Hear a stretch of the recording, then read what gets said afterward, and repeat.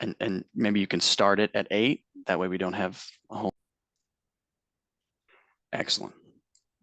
Okay.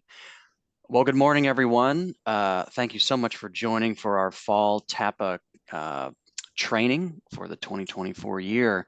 My name is Ian Preston. I serve as the chapter president for the Middle Tennessee section of Tennessee APA. My full-time position is a planner for Gresham Smith, located in downtown Nashville. Today, we're going to be hearing from some great folks who've got some great topics for us. We have representatives from the housing industry, ethics, law, and transportation. This fall training is part of our programming that we do here in the Middle Tennessee section. It is designed for our planning commissioners and boards of zoning appeal, but of course, we welcome statewide attendees because we have plenty of good topics, and we want kind of representatives from our whole practice to listen in and have that available to them. So we're really glad you're here. Throughout, we're going to have a short break after our second presenter around 10 o'clock. We're hoping to wrap up just after 12 p.m. Central Time so that everybody can get back to their busy Fridays and enjoy the weekend. This is being recorded and will be made available to you afterwards. This training is also available for CM credits. The link to that will be circulated to you afterwards as well. Okay. Our first speaker this morning is Ralph Wilmer. Ralph Wilmer, FAICP, currently serves as the AICP Ethics Officer for the American Planning Association. In 2022, he retired as the Technical Assistance Program Manager and Principal Planner at the Metropolitan Area Planning Council, the regional planning agency serving 101 cities and towns around Boston. He has over 35 years of planning experience, focusing on the preparation of community master plans, open space and recreation plans, housing production plans, and the drafting of zoning codes. And I've known Ralph for a few years now, and he has become a good friend and a technical expert for many questions that I've had in planning and related matters. So we welcome Ralph. Ralph, if you're ready to jump on, we welcome you to turn on your camera, and we can see your screen. So you can just take it away. Okay, well, thank you. I'm sorry, can I just interject really fast? Go ahead, Brian. I'll just say, if anyone has questions that they would like to put in, to use the chat down below and type your questions in so that we can begin to sort through and filter through that. And then we'll take care of questions likely at the end, but maybe do some of that in the middle if there's a good chance to do that. Yes, thank you, Brian. If you didn't hear Brian, make sure you put your questions in the chat box. We will address them at the end of the presentations, each speaker's session. Thank you, Brian. Okay, any other technical or housekeeping items? Okay, Ralph, okay. Go ahead. Well, thank you for the introduction. We're going to do a presentation which we prepare every year, which reviews some ethics case scenarios from the past year. So as Ian mentioned, I am the AICP Ethics Officer, and I'll be talking about that role as we go through the presentation. We're going to start with a refresher on planning ethics in general. We'll do an overview of the activities from 2023 in summary form. And then we'll go through 4 different ethics scenarios if time allows. And I do want to set aside some time for Q&A if there is any. So just as a disclaimer, to start off our presentations, this is something that I will just read to you as shown on the screen. This session has been created to provide general education regarding the AICP Code of Ethics. Although ethical scenarios and question and answer sessions are an important part of illustrating the application of the code's provisions, all certified planners should be aware that only the AICP Ethics Committee is authorized to give formal advice on the propriety of a planner's proposed conduct. If you have a question regarding a situation in your own professional practice, you are encouraged to seek informal advice from me as the AICP ethics officer. My phone number and email is there. I think it'll show up later on in the presentation as well. So you can feel free to reach out.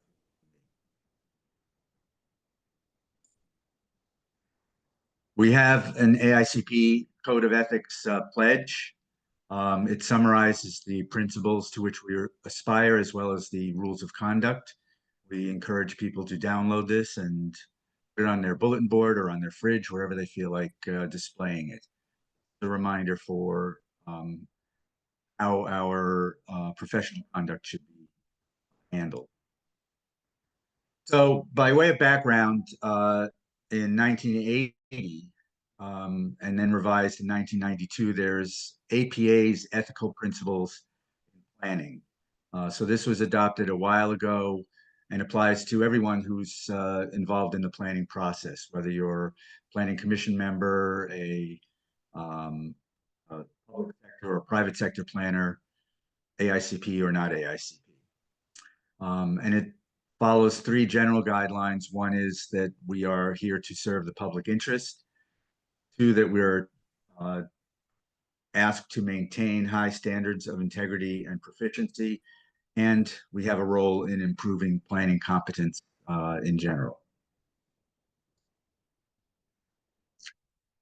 AICP, the American Institute of Certified Planners, has its more specific code, and it's been updated numerous times over the years, most recently in 2022.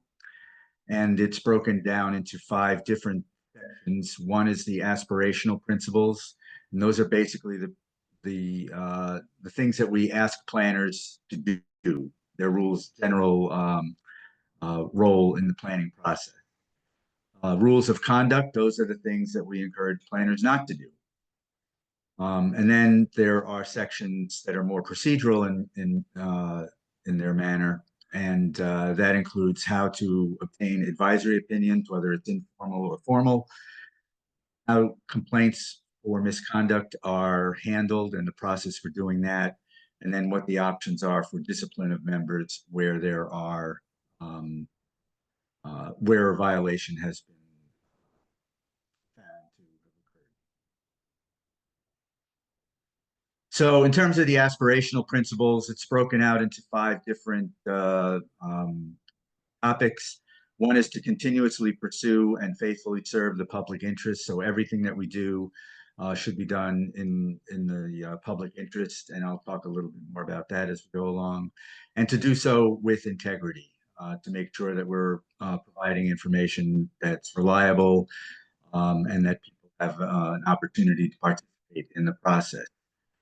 We specifically wanted to include something to focus on economic, social, and racial equity. So that's in the aspirational principles. We're being asked to safeguard the public trust and to improve planning knowledge and increase public understanding of planning activities. That's designed to address planning knowledge to as it relates to the public at large, but also internally within our profession, to share our knowledge in conferences and writing reports and papers and sharing them with our colleagues. The rules of conduct, there are 24 of them, and these are the rules to which we're held accountable. They've been revised and reorganized over the years, and they fall into these 7 different categories regarding quality and integrity of practice, conflict of interest, improper influence, honesty and fair dealing in our whether we're dealing with the public or whether we're dealing with colleagues, our responsibilities to our employers. There's a provision specifically relating to discrimination and harassment. And then if an ethics charge is brought against any particular planner, there are some rules regarding cooperation in an investigation of said allegation. In 2022, they were reorganized for a couple of different reasons. One is just to make them flow better, both the aspirational principles and the rules of conduct. but we wanted to focus a little bit more on equity as being more foundational to the aspirational principles. We wanted to make discrimination and harassment issues a little bit more explicit. The ways in which investigations are conducted have been clarified, and also the responsibility for everyone to promote ethics as part of their everyday practice. And with the rules of conduct, they were also reorganized into the categories that I described before. And we look to remove some cultural biases and again, use equity as a foundational aspect of the planning process. And we had to clarify some issues regarding plagiarism. So that was addressed in the conduct update. One big change is relating to who can file an appeal.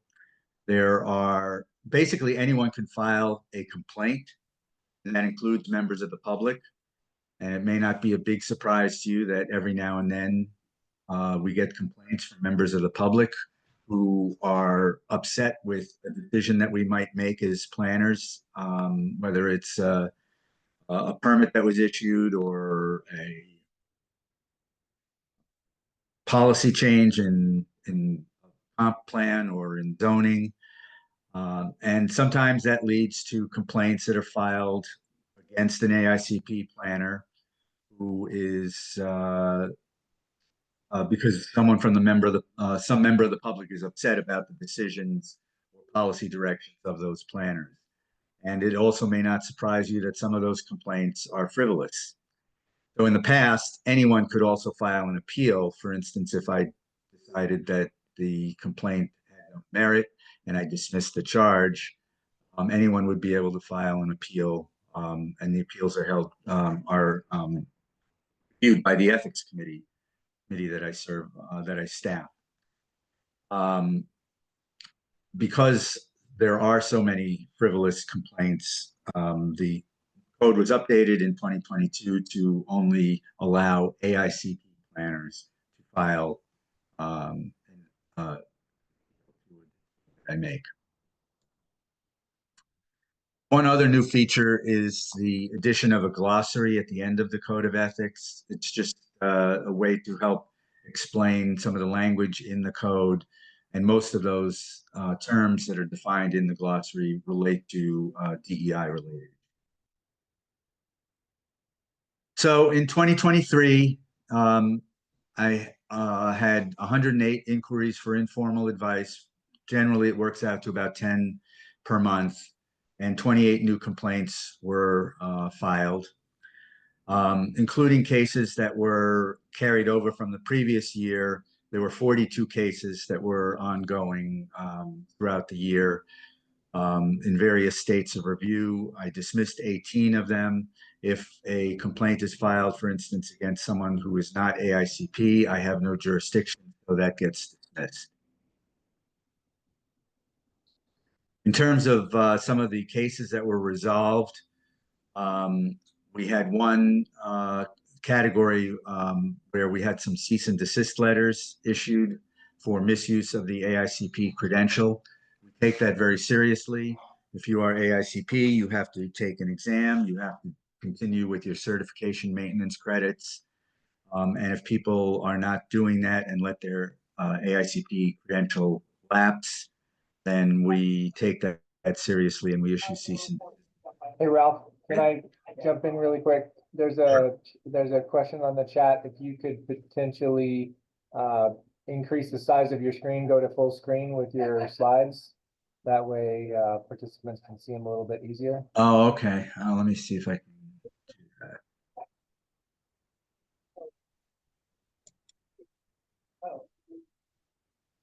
Did that make a difference? Not on my screen.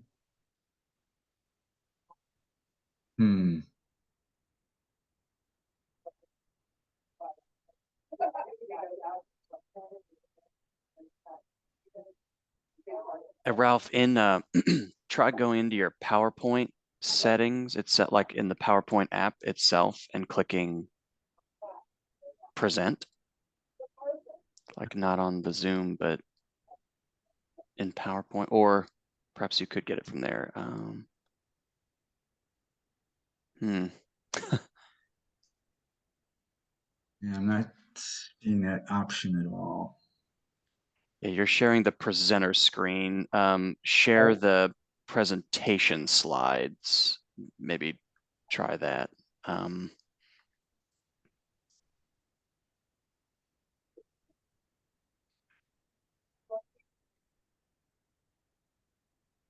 Yes, that should be it.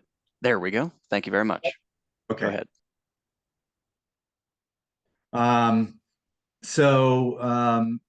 There were also several preliminary determinations made that a violation occurred. There were several that we had. One involved inappropriate references to indigenous populations at a presentation during the national conference. We had a couple of cases involving plagiarism, inappropriate postings on social media, and inappropriate comments made at an APA-sponsored meeting. And then the most serious matter that we had carried over from the previous year resulted in a public letter of admonition and revocation of the FAICP credential for sexual harassment. And that was a case that was appealed, but the ethics committee upheld that. In terms of the topics, we break them down as follows. Conflict of interest is typically one of the more, for lack of a better term, popular topics. And I'm not going to go through everything that's on this slide, but you can see how they're broken down. Quality and integrity of the practice is another common source of questions.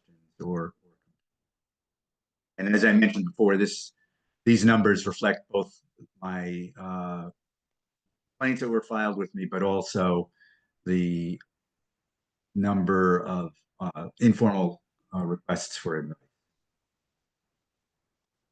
We also break them down by year, and you can see, by state for each year, and you can see that they're widely distributed. It looks like there was one in Tennessee last year. So I could take a quick break now to see if there were any questions in the chat regarding the intro, and if not, I'll just move into the scenarios. Let's take a look there, Brian. There's no questions right now. Okay. So first scenario that I'll discuss relates to two issues that we commonly come across. One, as I mentioned before, conflict of interest is usually one of the bigger ones, and then responsibility to one's employer. So in this particular case, Odelia, who's an AICP planner, is a consultant, and she lives in the town of Suarez. She was accused of working two jobs without notifying her employer at the time. She was also charged with conflict of interest because she had a contract with a marijuana company. Odelia explained that she was a consultant for the town and not a full-time employee. Her work involved approving permits that did not involve approving permits. She was working more as a zoning official. She provided guidance on keeping the zoning code consistent with the comprehensive plan.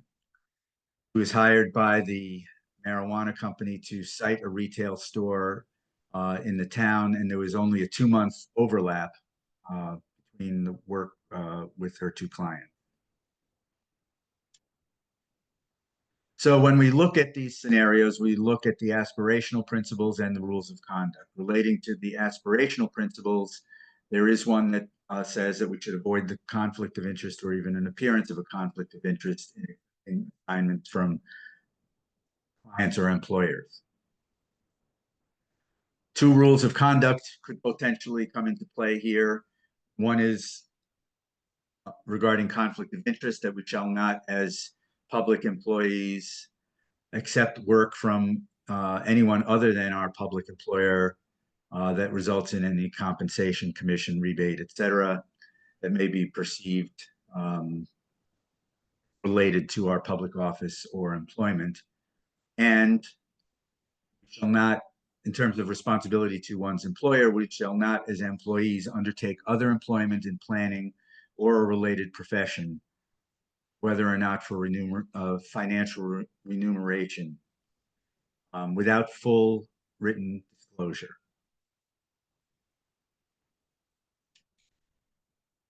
So a couple of questions come into play when we think about these kinds of scenarios. Did Odelia have a conflict of interest because of her work for the marijuana business and consulting town? And does the time period of overlap in the between the two clients matter? So I will say that there are no real provisions in the AICP code that involve anything relating to time periods. So there's nothing that prevents a public sector planner from changing jobs and working as a private sector planner. There's no like cooling off period for a year or anything along those lines. But I do frequently recommend that people look at local and state ethics guidance or regulations, see if there's anything at that level, because that would supersede anything that I might offer as relating to the AICP code of ethics. So in terms of the real life outcome, after I conducted my investigation, I decided to dismiss the charge because there was enough evidence that was presented that she was a consultant, not a direct employee of either the town or the marijuana company, and that she was not writing new zoning code on behalf of the marijuana business.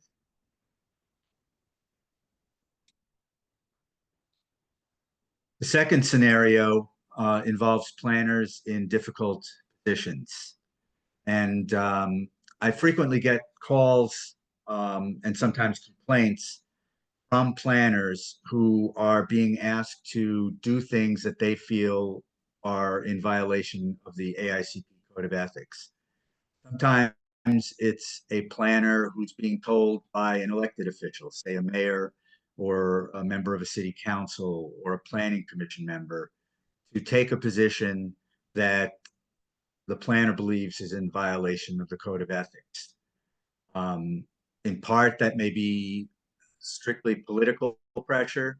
In part, it may just be because the planning commission member or the city councilor is not aware of the AICP Code of Ethics and what that means for an AICP planner. Sometimes it's a situation where a planner is being supervised by someone who's not a planner. For instance, small planning department, normally 2 or 3 people, but the planning director position has been vacant for a while for whatever reason, and the planner is now being supervised by an assistant city manager or someone like that. Again, someone who's not familiar with the AICP Code of Ethics, and the planner is being directed to do something that they feel puts them in jeopardy vis-a-vis the Code of Ethics. Because as I mentioned earlier, anyone can file a complaint. So the wild card in any of the work that we do, public sector or private sector planners, is that someone from a member of the public, if they feel that there was an ethics violation, could file a complaint against us planners. So the fact that there may be someone supervising the planner who's not familiar with the AICP code sometimes puts planners in difficult positions, and hence we get a lot of inquiries about how to handle these kinds of situations. So in this scenario, we have John, an AICP planner who works in the town of Bluesville. He's been tasked with conducting a review for a large development project and to prepare a staff report relating to that project. He identifies several different issues and includes them in his staff report as he normally would. developer has asked Yoko, the planning director for this bill, to remove some of the recommended changes and conditions to the project approval. Yoko asks John to make those changes. John is reluctant to do so because his name is on the report. Yoko still insists that he makes the change as requested. And as a result, John decides that he wants to have his name removed from the report because he feels that the request from Yoko is putting him in jeopardy, violating our code of ethics.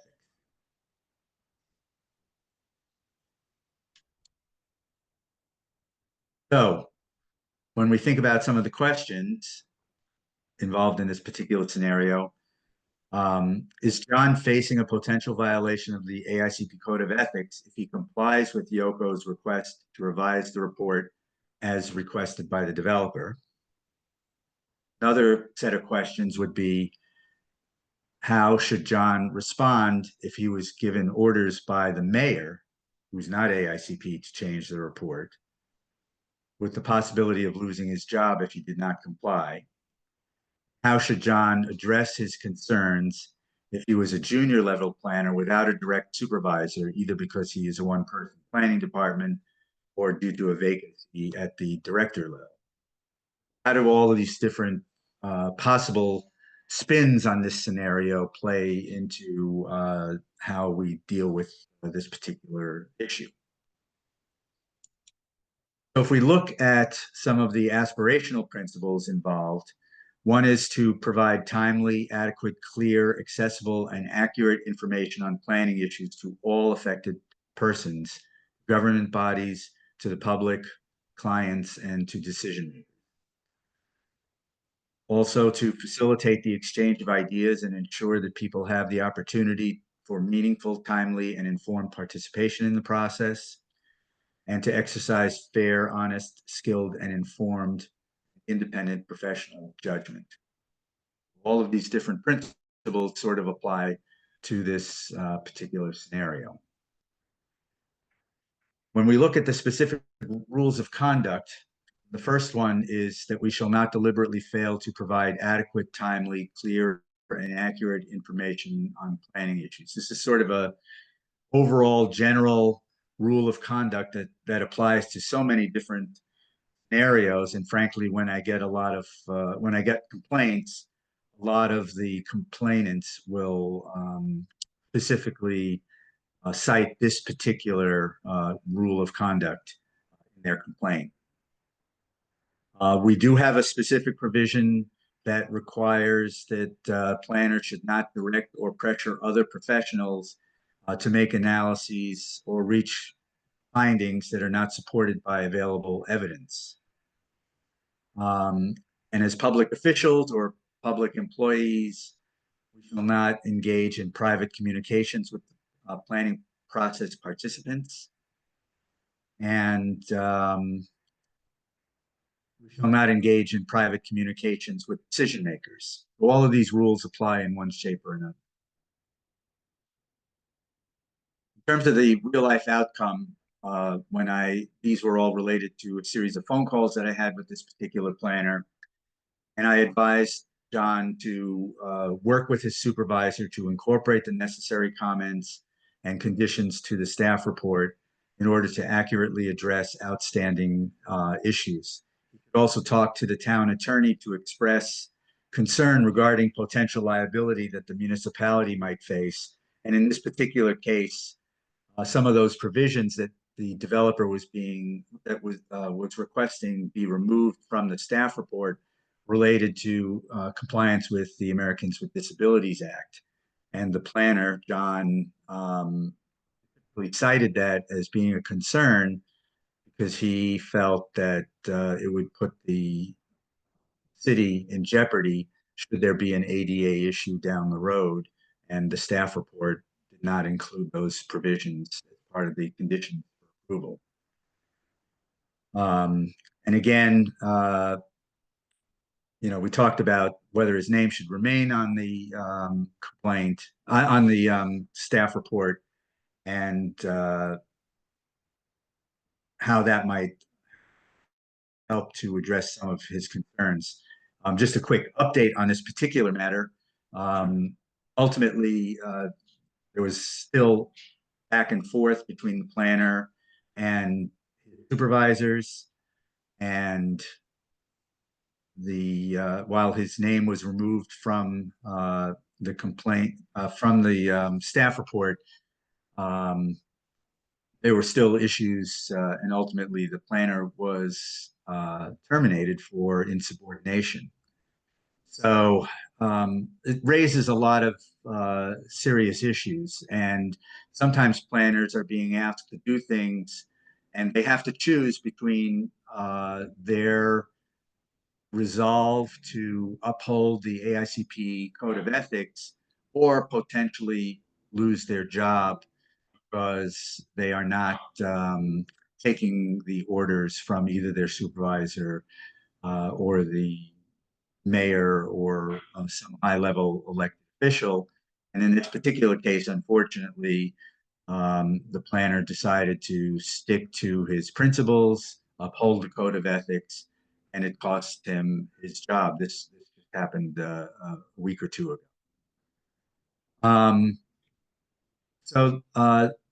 Gone through two of the four scenarios. I can pause again to see if there are any questions at this point based on what we've discussed so far.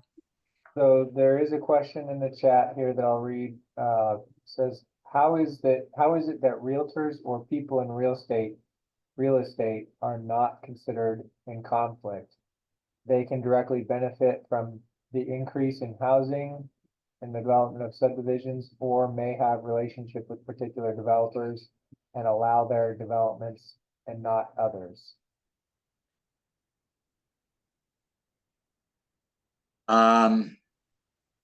Well, so real estate professionals, I believe, have their own code of ethics. We as planners have to think about how we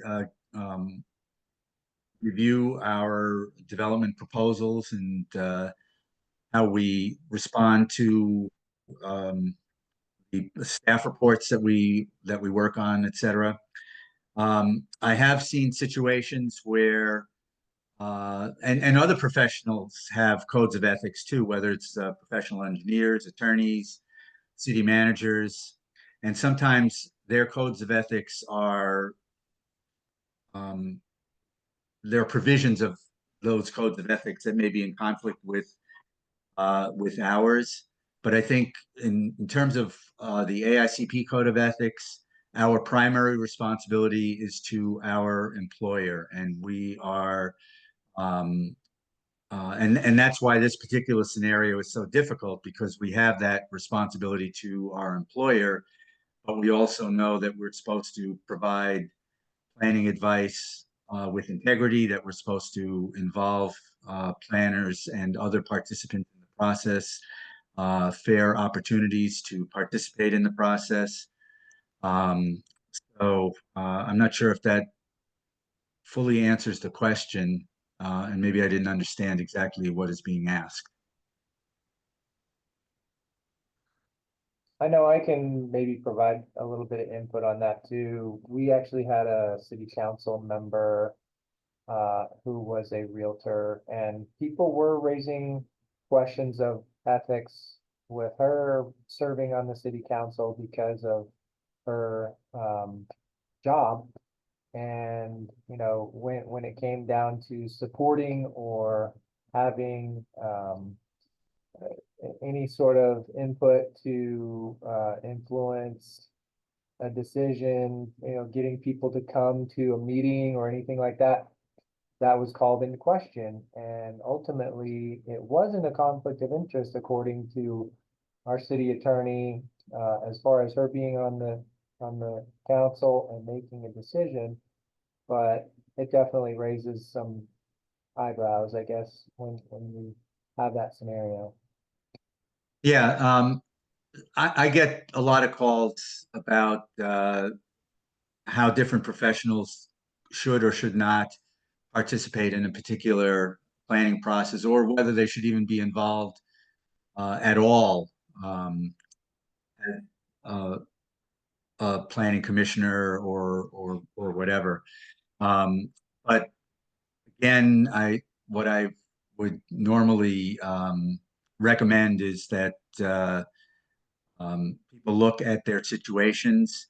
There are certainly times when a member of a commission or planning board or other participants in a process should recuse themselves from a particular matter if there's a potential connection, whether financial or otherwise. That advice isn't always followed the way it should be.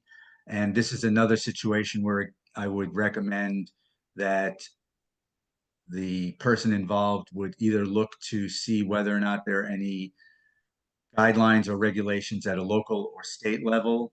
And another option is to check with your municipal attorney as to whether or not there's a conflict and you should recuse yourself from a particular matter. Yeah,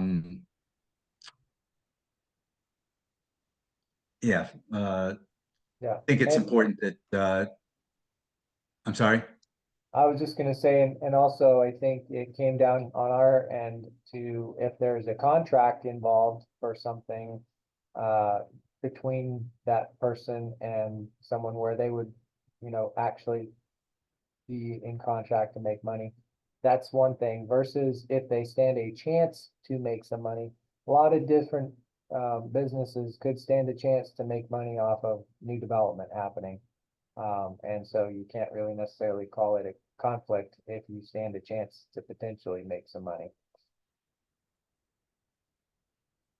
Yeah, another common scenario might be where a member of a commission is a professional engineer.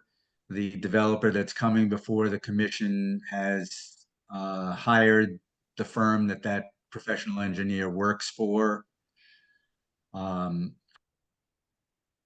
So that might be another potential conflict where one should just double check, see whether or not recusal is the appropriate response in that particular situation to avoid the conflict of interest or the appearance of a conflict. Okay, another question, and I'm not sure I understand this one, but it just says number 9 needs some clarification. Did you have a number 9 on a previous slide? Oh, probably this one. Yes.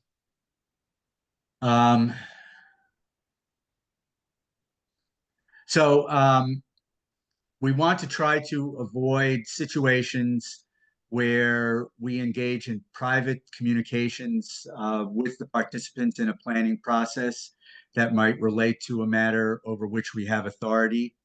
So this is a little fuzzy, and I've had a few questions about this as to what a private communication means.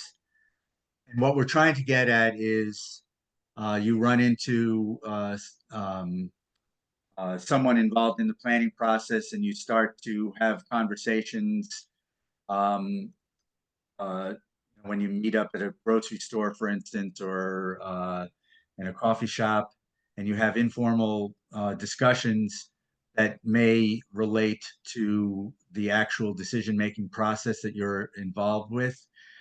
Some of the questions that I get regarding this is relating to situations that are actually either required as part of a process where you have meetings that are not public meetings, but like an intro meeting that a developer might want to have with planning staff when they're thinking about making a proposal for a particular development, and they want to know more about what the process is, what's required.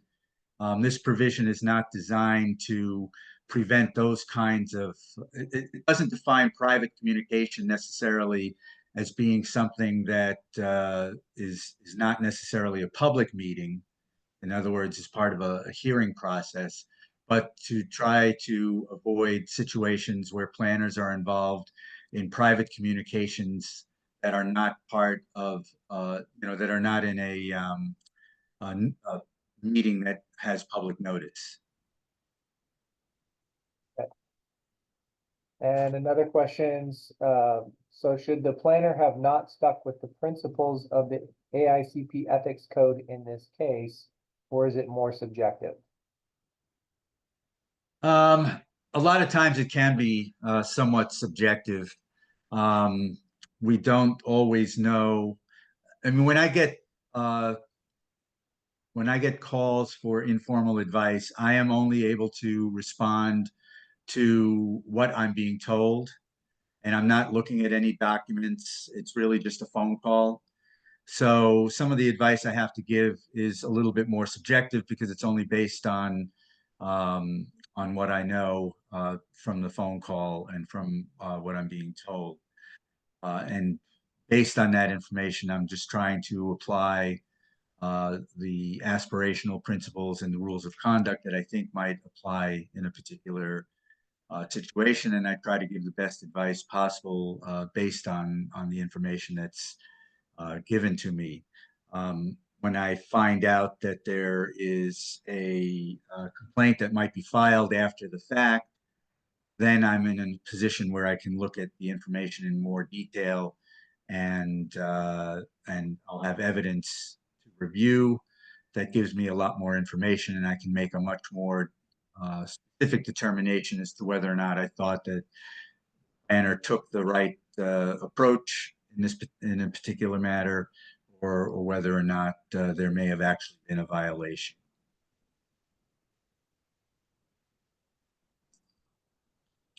Okay, I think that's pretty much the questions. There were one or two kind of just side comments, but I think we could probably move on. Okay. So the third scenario involves planners as community volunteers. So this is sort of two different sub scenarios. They're two different situations, but they're based on two different calls that I received last year. Catherine lives in the city of Bauer, where she's a planner. She's been asked by the mayor to serve on a Habitat for Humanity Affordable Housing Committee as a city representative. And in the other scenario, Ethel lives and works in the city of Elmer Woods and is concerned about a zoning proposal regarding setbacks and dimensional requirements that are being presented at a public hearing in her neighborhood. When we think about the aspirational principles, we have to exercise fair, honest, and informed professional judgment, avoiding a conflict of interest, disclosing to the public all personal interests broadly and financial interests. And we're being asked to contribute time and effort to our communities, particularly to those groups lacking inadequate planning resources, including pro bono activity. Rules of conduct, again, rule number 7 regarding conflict of interest, that we shall not accept from anyone other than our public employer any compensation, etc., that may be perceived as related to our office or employment. And we shall not fail to disclose the interests of our client or employer when participating in the planning process. So, first question is, should Catherine accept the appointment to the Affordable Housing Committee? And the second question is, should Ethel comment on the zoning proposal at the public hearing in her town? In terms of the real life scenario, in Catherine's case, I felt that her appointment to the Affordable Housing Committee was acceptable as long as there was proper written disclosure. And I will say that written disclosure, as long as all parties are okay with it, can usually resolve any potential issue. That way everyone's put on notice and everyone has looked at the situation and decided that it was okay. And further advised that she should recuse herself when there's a conflict with a project that she's working on behalf of the city.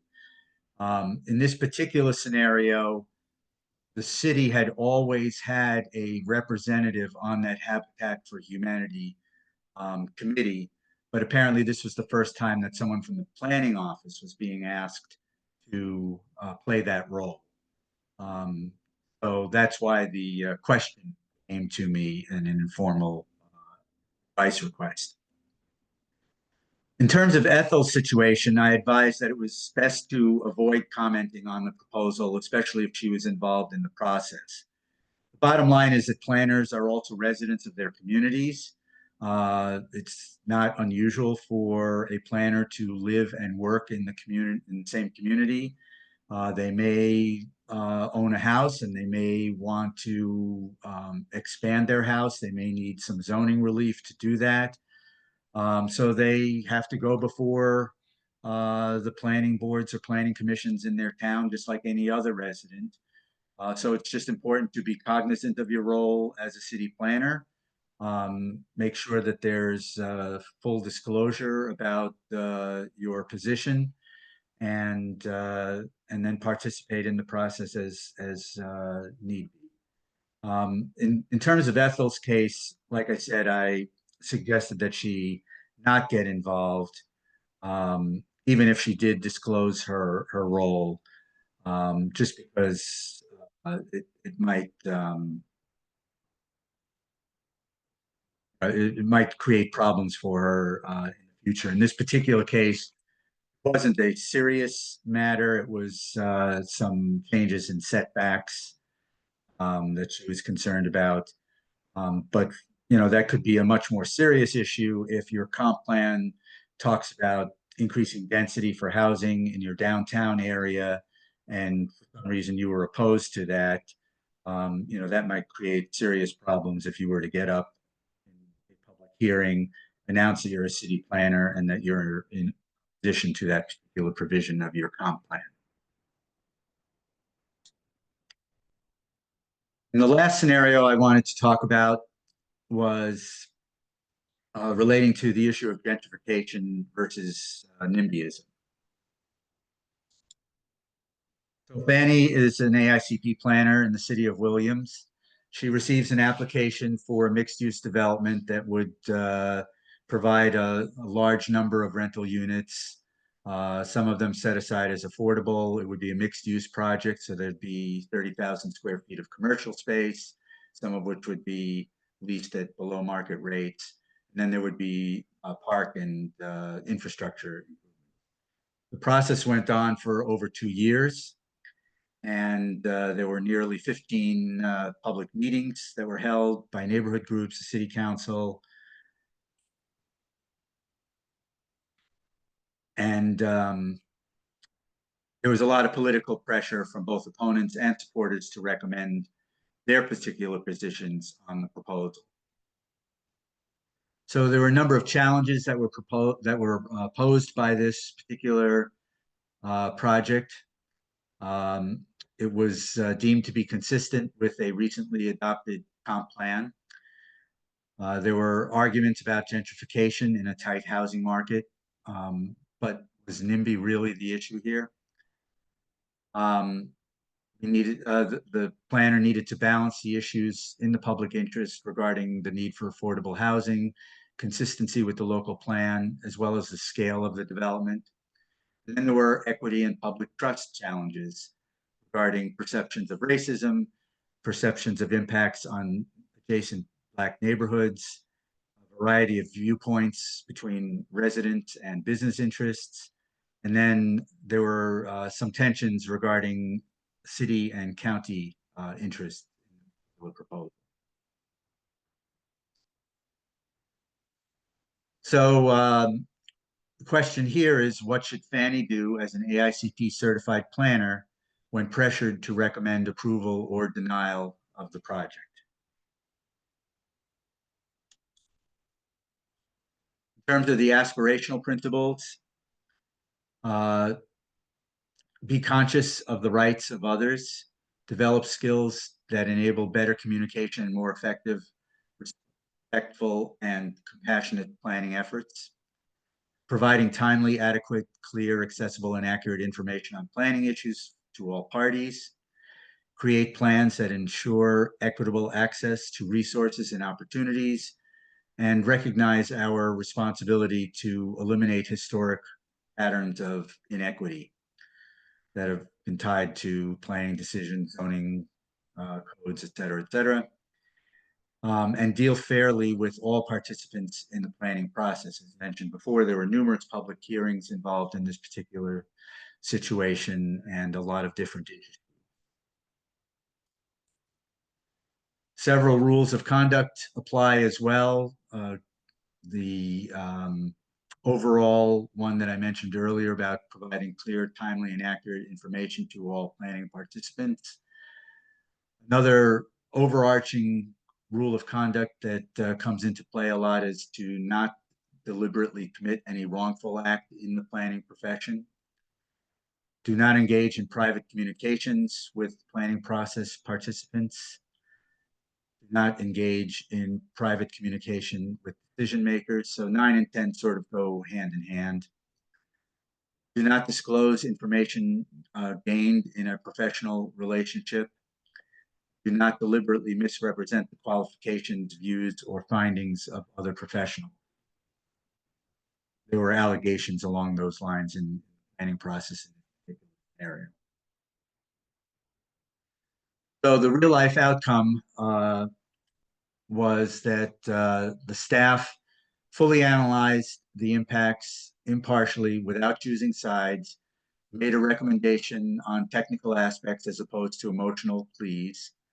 The project was ultimately approved by the City Council by a vote of 4-3. And the final project provides affordable housing, promotes development in the area, and increases amenities as originally proposed. So Carol Barrett, who is a longtime planner and who wrote one of the original books on the Code of Ethics, and that book, even though it's 30 years old, is still used as one of the prime resources for people taking the AICP exam as it relates to our Code of Ethics. Her words of wisdom, when applied to this particular scenario, is to make it simple for boards and councils to act with a clear list of reasons, provide a narrative that supports a recommendation and decision, include technical, substantive, and other relevant issues, and always remember that trade-offs are inevitable. So as a final note, again, if you want informal advice, you can contact me. That's my phone number, which goes to my, if you look at my information on the AICP ethics website, which is cited there, planning.org/ethics.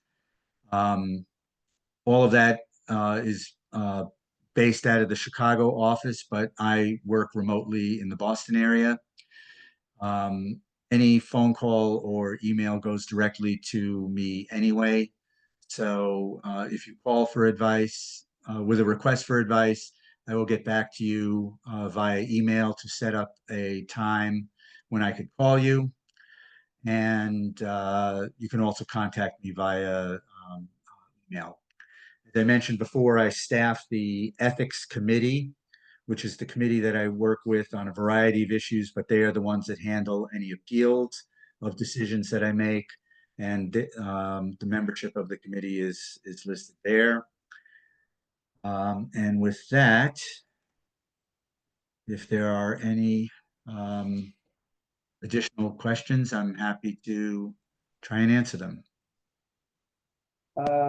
As far as additional questions, I don't see any in the chat, but we do have a few minutes. So there was something in the chat that was just a statement, which I'll read.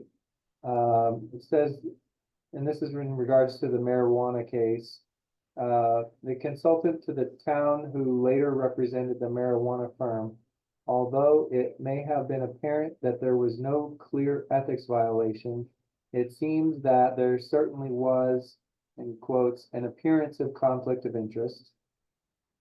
And as such, perhaps a warning should have been issued.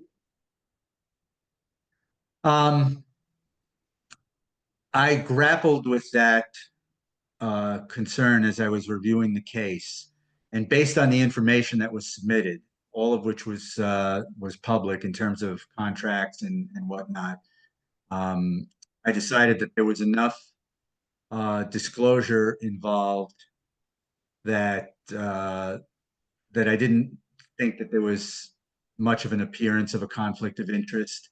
That particular issue came up in a lawsuit that was filed against the siting of the marijuana dispensary. And we don't really have an option in the Code of Ethics to, to issue kind of a warning. So that's not really part of our process. However, as part of the process, the first step in a investigation, if I feel that there might be a potential violation, is that I would issue a preliminary determination that I think there was a violation. So in this case, I did that. So I think that sort of served as a warning. I cited the conflict of interest. I cited the appearance of a potential conflict of interest in that preliminary determination. And when the respondent submitted all of his information to determine, to show that that there wasn't a conflict in his mind, I ultimately agreed. But I guess that preliminary determination did serve as a warning, even though it might not have been labeled as such. But I understand the concern. I've certainly gotten questions about that. But again, based on everything that was submitted in that particular matter, and of course, I can't summarize all of that in a presentation like this. I ultimately felt that the planner had covered himself adequately, and that I felt that there was no need to warrant a violation of the code and letter.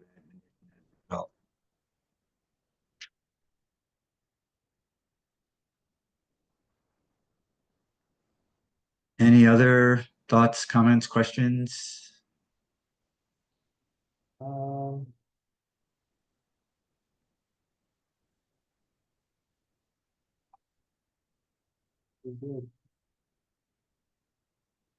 think we're good for now. I don't see anything else in the chat or the Q&A. Very good. Okay, well, thank you, Okay. Ralph. That was great. If you have more questions or think of things later, Ralph put his information up. We'll also maybe put the ethics email general for you, Ralph, in the chat. Maybe if you'd like to do that, or I can after, we'll get that to you. Great. Thank you very much. Well, we'll go ahead and get rolling with our next speaker. Thank you, Ralph. And just a reminder to our attendees, we will be taking a very short break at the end of this next session coming up at 10 o'clock. We're going to get rolling here, and then at 10, we'll have a very short break. But for right now, we're going to go right into Jeff's session. Jeff is the CEO of Sumner Realtors in Sumner County, Tennessee, where he leads a staff team dedicated to championing the organization's 1,000+ members, developing leaders, and advocating for real estate industry. With over 11 years of experience in realtor associations at the local, state, and national levels, Jeff is passionate about serving others and making a positive impact. His guiding principles are simple: do good things, focus on what matters, and succeed as a team. Thank you very much, Jeff. Take it away. Yeah, you bet. Thank you. And Ralph, well done. If I could put a note on here, just like this group, realtors are held to a realtor code of ethics, and that helps us better serve each other, our clients, and the public. So it's great to see that you two have a similar approach there. See which screen here. Let's get this going. Did that work for you? Let's see. Sure did. Just hit present. Yep. From the beginning. There we go. Wow. All right. Well, my slides might be a little more colorful, so if you need some waking up on a cloudy day, then surprise. I'll read a little bit to what Ian just wrote, and then a few other things, trying to combine it in. But I do want to thank you, Brian, Ian, and the Tennessee chapter of the American Planning Association for the opportunity to speak to you today. It's an honor to be able to join such a dedicated group of professionals who play a vital role in shaping our communities where we live, work, and play. And as Ian said, my name is Jeff Hebb. I do serve as CEO of Sumner Realtors. That is a trade association. It's in Sumner County. It's northeast of Nashville, just 30 minutes maybe. We do have over 1,000 members that are mostly Realtor members. But as you'll also see here, I need to move the, there we go, you're welcome.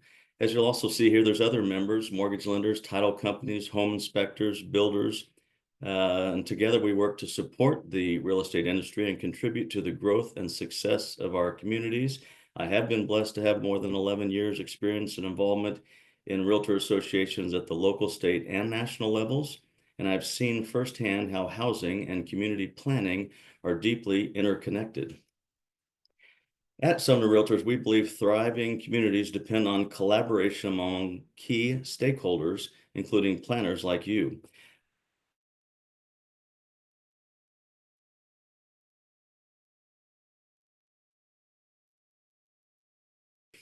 And as planners, you play an essential role in creating livable, safe, and desirable communities. Similarly, realtors are community advocates who engage directly with residents and businesses working to ensure housing opportunities align with the broader community goals, whether it's navigating zoning challenges, addressing affordability, or advocating for policies that promote development. We see ourselves as partners in advancing strategic, community-centered solutions. So here's some of the key topics we'll cover today from some of the input received from you. Some of these may look familiar. There'll be about 7 topics.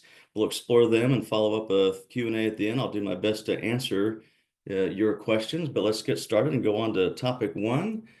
And that's going to be the current state of housing. As you'll see here, there's some topics we'll cover: affordability trends, construction, outlook. The U.S. faces a shortage of over 5.5 million housing units with affordability challenges impacting first-time home buyers and renters alike. And in Tennessee, over 40% of renters are cost-burdened, spending more than 30% of their income on housing. So we'll explore a little bit about that. So what you'll see here on the screen is some home prices for Middle Tennessee last year to this year, by county last year to this year. You'll see a little bit of difference in pricing year over year, and I'll have some more detail about all of Middle Tennessee here in a little bit. And interesting, on the right side of your screen, county by county, just in 1 year's time, the difference there in some of the housing. Some had significant increases, some had moderate increases, and some had notable decreases there. So let's continue and look a little further into that, into housing. In this same area, back in 2009, average home price $170,600, and in 2013, $329,300, and that's and that's still with over 40% of renters being cost burdened, like I mentioned a minute ago. And some national insights with the median price of new homes at $495,750. That is unaffordable to over 103.5 million households. With higher interest rates at 6.5% and higher, that also further limits the first-time home buyers' access to get into housing. So let's look a little bit here how housing's been from a permit standpoint. You can see housing starts and permits all the way back to 1985. Let's see, the blue is Tennessee, red is Nashville, so you can see kind of some of the differences there. Some notes I had on that. Tennessee issued in 2023, 31,000 and change permits, up from 13,000 in 1985, pretty significant change there.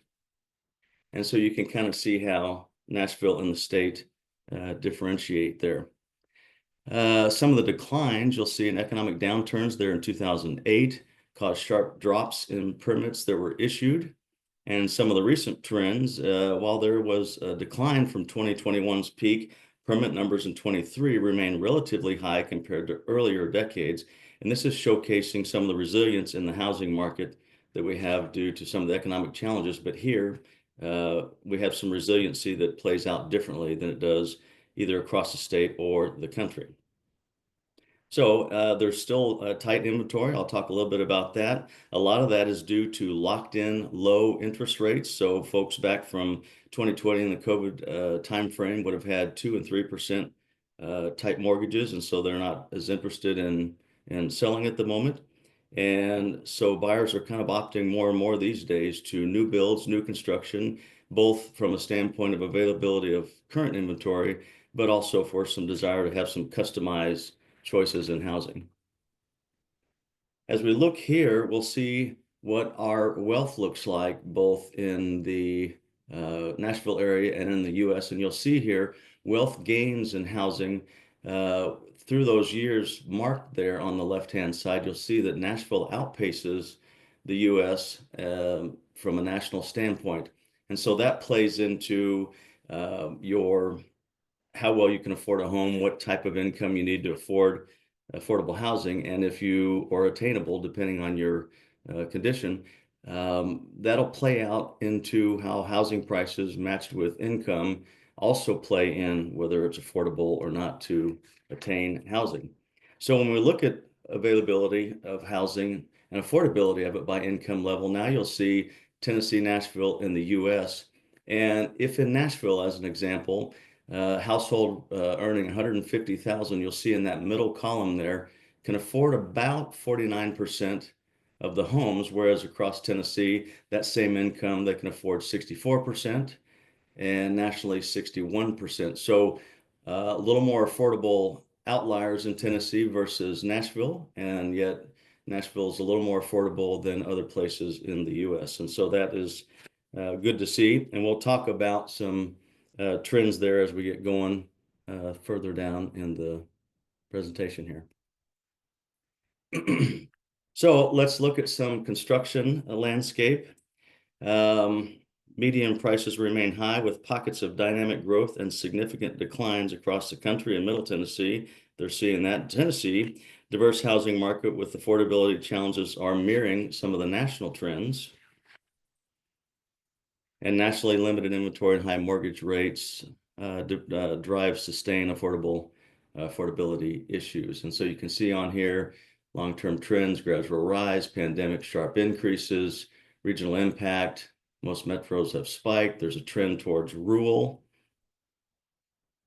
So affordability challenges, market design, optimistic outlook. We'll talk more about that optimistic outlook at the bottom, where the National Association of Realtors predicts a 9% increase in home sales in 2025. And so that will be of interest to see there. So as we navigate these challenges addressing affordability, expanding housing supply, and supporting innovative design trends are crucial to ensuring stable and accessible housing markets for the future. A little bit of conclusion. I've said some of these things, but maybe just a moment to look at that in case some of them jump out at you.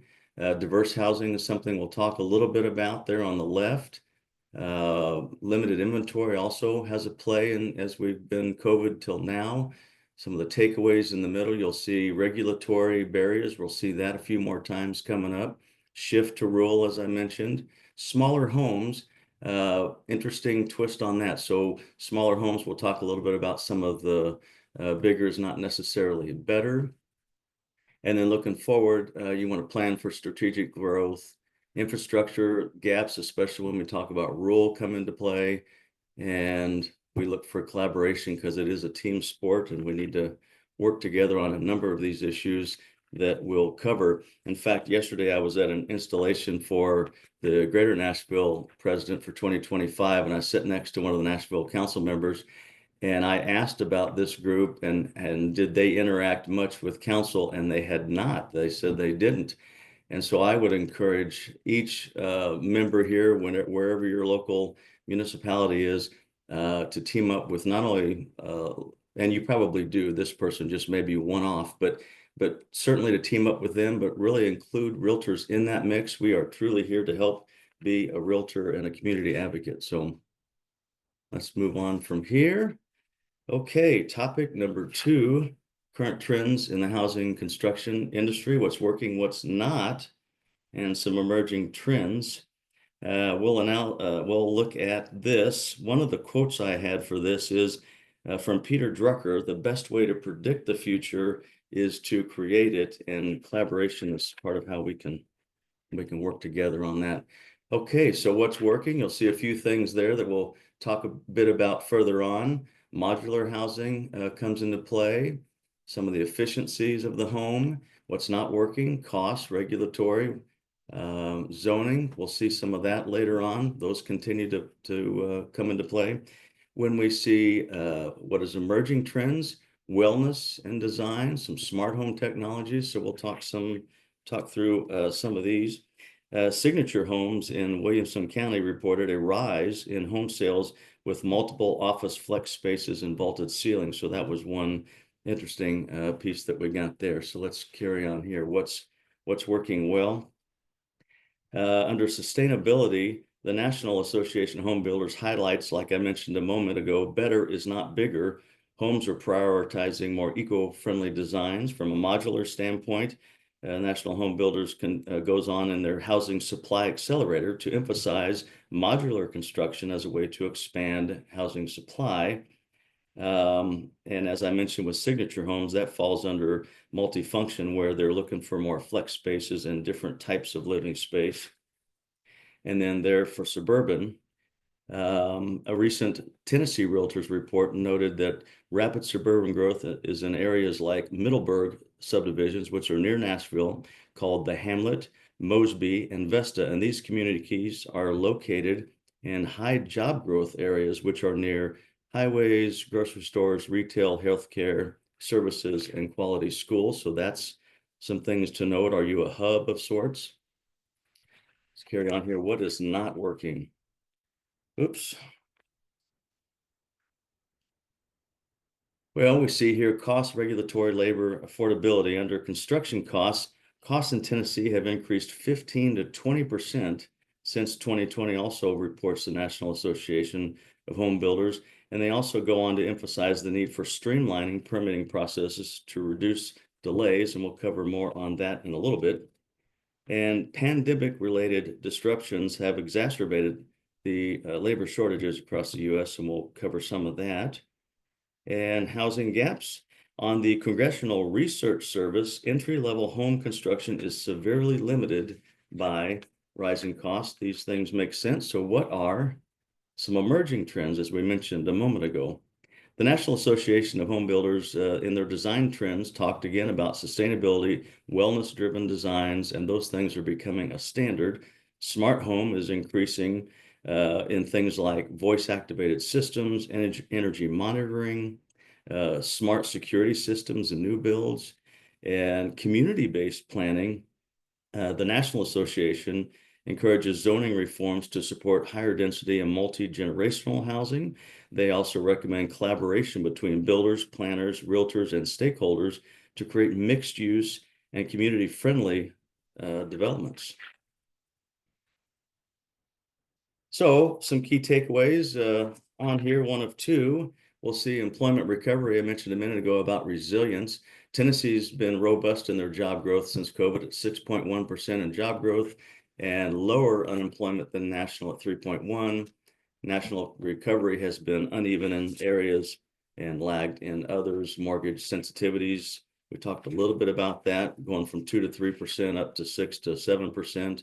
But with resiliency and job growth and in-migration, Tennessee and especially Middle Tennessee doing a little better there. As we look at the housing impact, rising home prices have caused more rental demand, slowdown in home sales and construction for some of the reasons we talked about. Construction trends, builders across the U.S. become cautious, makes sense, focus more on rental and multifamily. We see multifamily a lot. Here in our area, we're not seeing a huge volume of that, but the concept of multifamily, whether that's immediate family, whether that's ADUs in the backyard, multiple houses on a property, there's different ways folks are looking at trying to be able to afford to live in housing. So with that, let's talk about some of the impacts of COVID and mortgage rates and this type of thing. As we move on, Here are some of the topics we'll cover. Employment, mortgage rates, impacts on housing, changes in demand, affordability, construction patterns are some of the things we will delve into a little bit here. Here's a slide that talks about the employment I just mentioned, as well as the job growth. On the left there, you'll see Tennessee at 6.1%. And as you look across the country there, some folks are double digits in growth. Utah, Idaho, Montana, Louisiana, DC are negative growth. So we look pretty solid in the middle of that for growth. Unemployment, we're on the lower end, if you'll see that on the right-hand side, where California's, Nevada's a little bit higher. Some of the states around us a touch lower, but that gives you a little bit of insight there. And let's talk a little bit about, let me make sure I've got the slide here to talk more about that. When we look at some of the mortgage rates and some of the job growth and unemployment, I wanted to stop, and I don't have a slide dedicated to this, but I put some numbers together here this morning that talk about Middle Tennessee single-family housing, both since 2020 until now, as well as 23 to 24. So you can see a COVID to now trend and a year-over-year trend.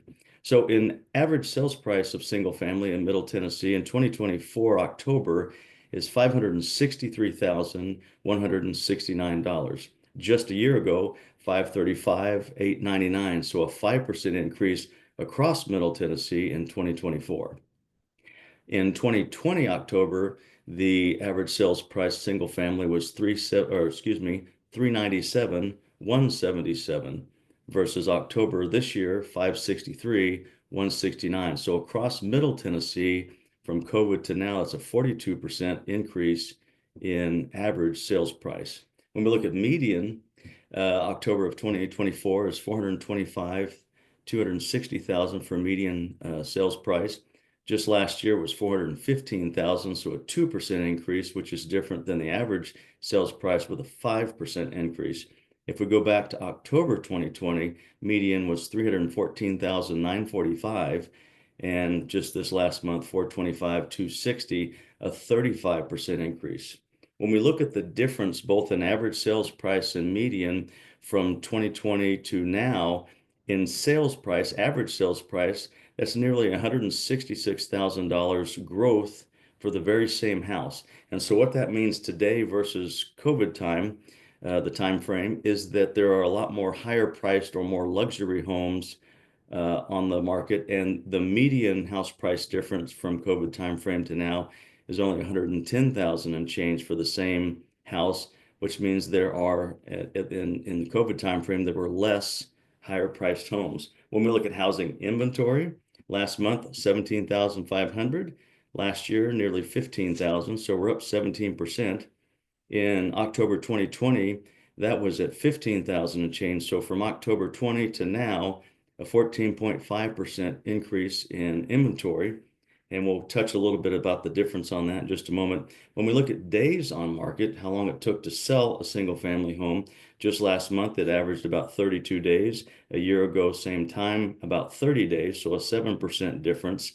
But in COVID, October 20, 23 days. So you have an inventory versus a demand thing. You had less inventory at COVID, and therefore homes sold quicker because you had less to choose from versus now you've got a difference in demand. When we look at months of supply, so a lot of times folks will look at a healthy market to be 4 to 6 months of inventory. Currently, October 2024, we're at 4.26 months of supply, whereas last year ago it was 3.76, so we're up 14% in months of supply. COVID 2020 was 1.89 months, so not quite 2 months.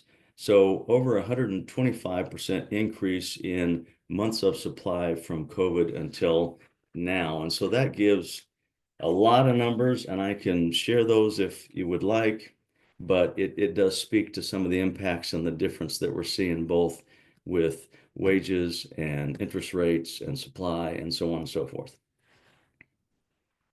And so we touched a little bit here, pre-COVID, you had lower rates. Prices were lower on homes. Construction was strong. Right now, higher rates on post-COVID. Affordability, we just covered a little bit on, and construction patterns there. So monthly right now, a payment on a $300,000 home increased by nearly 60% in that time frame, from a payment of $1,265 in 2020 to a payment of $1,996 in 2024 for that same $300,000 house, simply because of interest rate. And nationwide, mortgage rates have followed the same trend, severely impacting affordability, high costs in high cost areas, more so such as California and New York. And affordable markets such as Texas, Florida, including Tennessee, have remained relatively attractive in comparison. That speaks to a minute ago where we were talking about some in-migration. We've seen a lot of that here, but rate hikes still priced out many first-time home buyers. And so that's an area to try to focus on, is that first-time home buyer. Here are the ways some of the prices of home prices and percentages of growth were for some of the decreases and some of the increases. So just because of some of the numbers a moment ago, on average, that played out quite differently as you look across a number of states, a number of counties. And there you see some of the highs and the lows of that. Home prices in Sumner County nearly doubled in that time frame, whereas a moment ago the increase was 42% on average. Construction activity was strong and has been, pre-COVID, it was strong to meet demand. And we're seeing now, post-COVID, that you've got high interest rates, some of the things we just touched on, rental demands surging, and that's pushing rental prices higher, especially in the Nashville area. Affordability and entry-level homes are facing significant constraints, as we mentioned there, and construction patterns in high-cost regions such as San Francisco and New York have experienced declining demand, stabilized or falling home prices, and construction pullback, where Sunbelt states, which Tennessee is included in, have seen strong in-migration and demand, but struggled with affordability and raising home prices. So a little bit there. Here is a busy slide. Woof. It's got a lot going on. But it has a number of factors on the left-hand side, and you can see how that lands in Middle Tennessee and how that lands nationwide. If you'll see home prices as an example, Middle Tennessee has been relatively affordable and had strong in-migration versus national. Mortgage rates nationally have been a little more sensitive because we have the touch more availability in Middle Tennessee than some of the spots across the nation. A few more minutes to look here. Talked about strong rental demand and rising rates. Multifamily housing is mentioned again. Same trends nationally. So you see a little bit there. So in conclusion here, let me see if I've got the wrong slide. That's great. So in conclusion, we've got employment recovery. Tennessee's robust job growth of 6.1% and low unemployment at 3.1% have helped stabilize the housing market here. Nationally, recovery was uneven, with some states and sectors lagging. Mortgage rate sensitivity, rate hikes to 6.5% to 7.5% significantly reduced affordability nationwide. Middle Tennessee remained relatively resilient due to strong job growth, in-migration, and affordability compared to high-cost markets. Housing market impact in Middle Tennessee, rising home prices and rental demand, with a slowdown in home sales and construction across the U.S. Affordable markets outperformed high-cost regions, but affordability challenges persisted everywhere. For construction trends, builders across the U.S. became cautious, focusing on rentals and multi-family. So let's look at some roadblocks in topic 4 here. The housing market faces a critical crossroads as developers, builders, and realtors struggle to overcome significant roadblocks that hinder the creation of affordability, accessibility of housing, rising costs, regulatory challenges, and inventory shortages are among the primary barriers. And so we're going to look a little bit at some of the challenges and propose strategies for overcoming those challenges here. Here are a few of them in our roadblocks. We've got permitting and zoning. Developers are facing that. Middle Tennessee, we've got concerns, high land costs.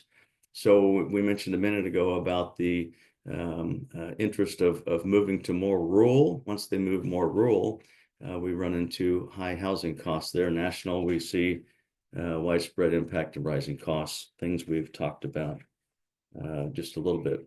So here are some of the topics to cover: rising costs, challenges, inventory, constraints, labor and supply, and those regulatory barriers.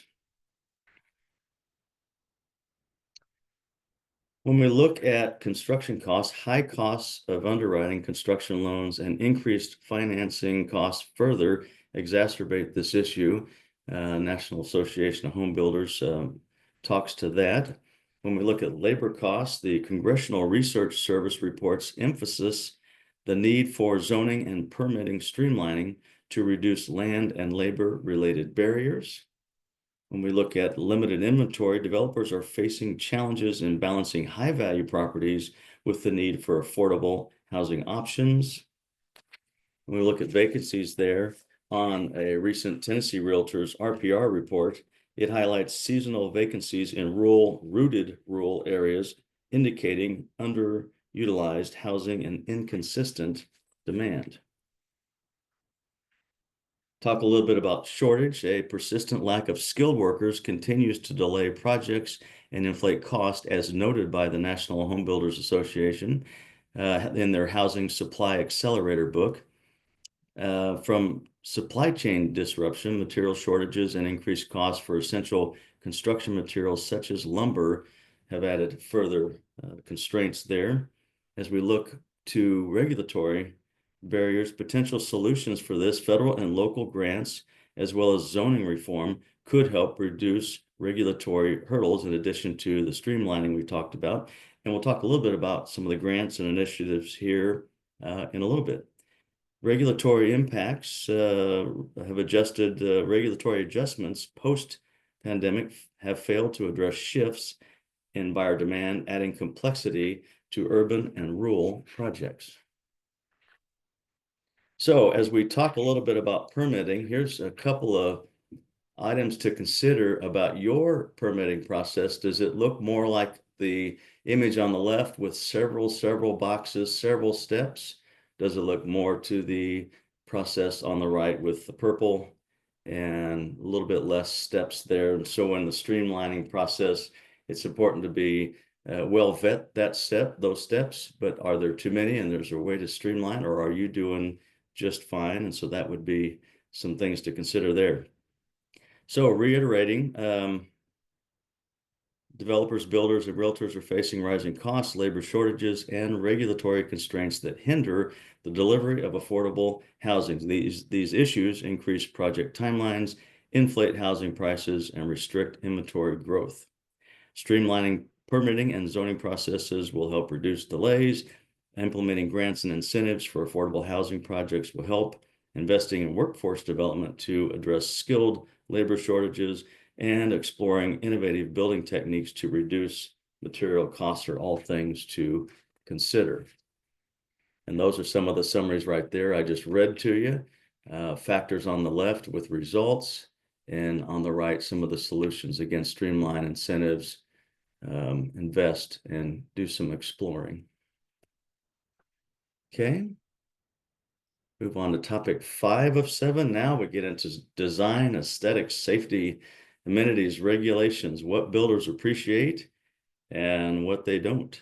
Imagine a community where, give you this, we can just read right along together, where homes are not only safe and energy efficient, but also affordable and aesthetically diverse. And that's one of the questions that we see many times, especially from a buyer standpoint, is difference in price point has tended to mean a difference in the aesthetically pleasing view of housing. And so that is quite interesting.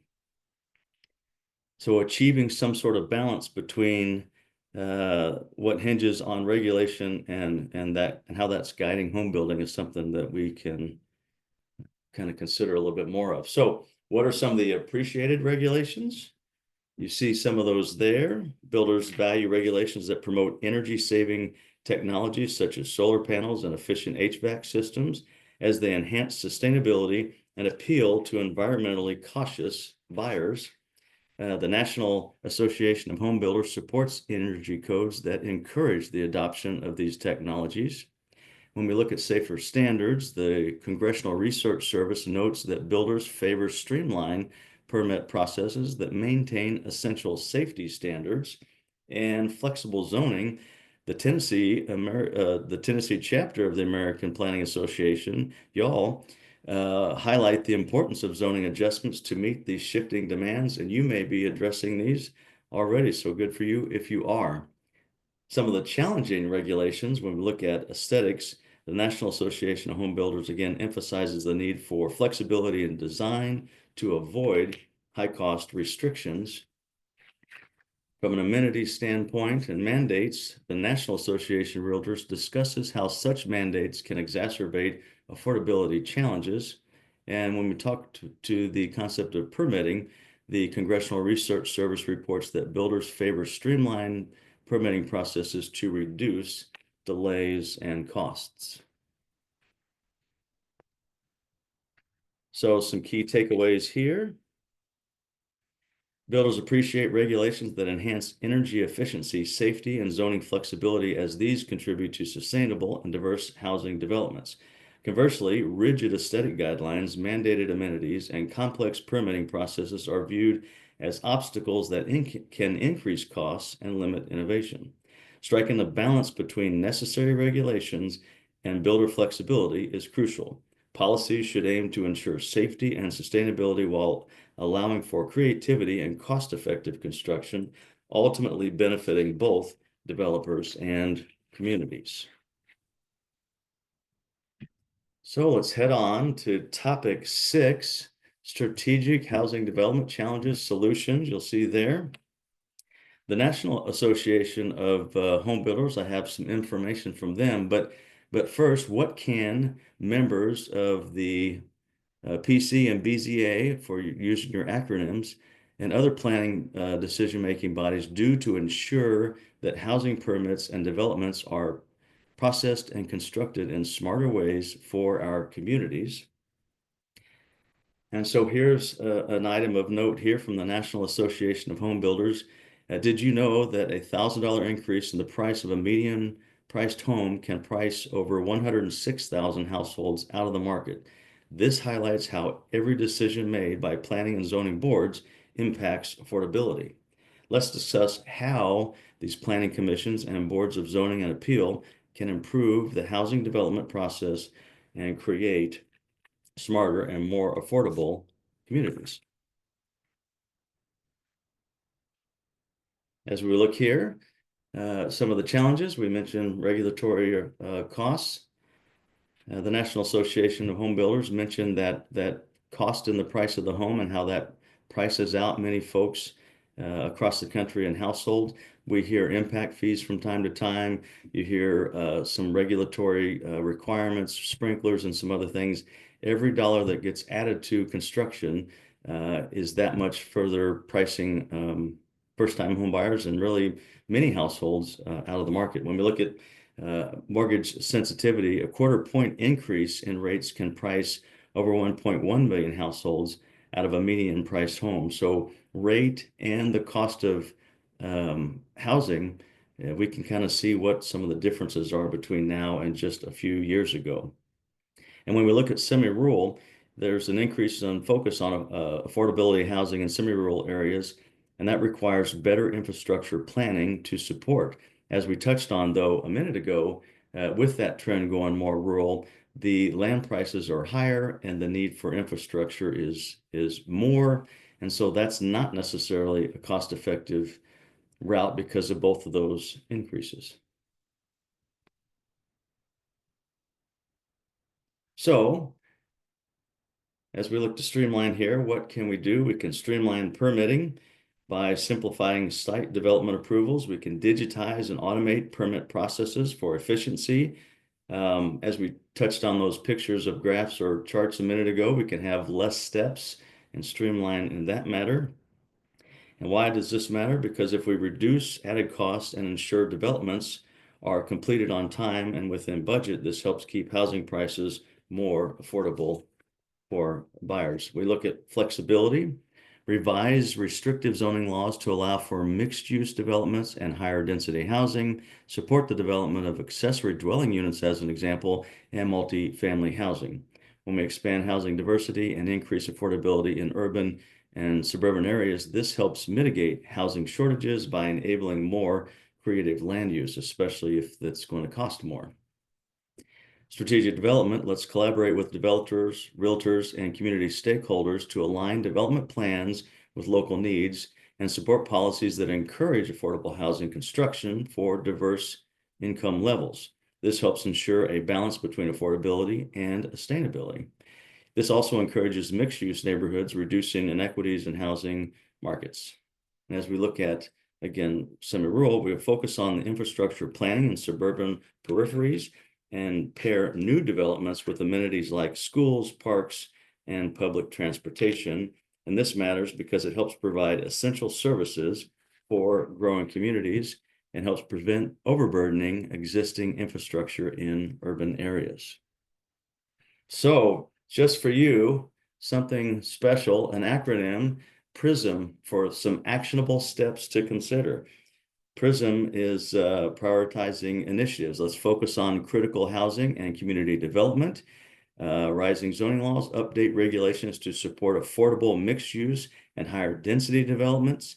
Let's incentivize mixed use, encourage diverse developments by providing financial or policy incentives, simplify permitting to help reduce bureaucracy hurdles to accelerate housing developments, and let's mobilize collaboration. Let's engage with stakeholders, including planners, developers and realtors, and community members to increase sustainable housing solutions.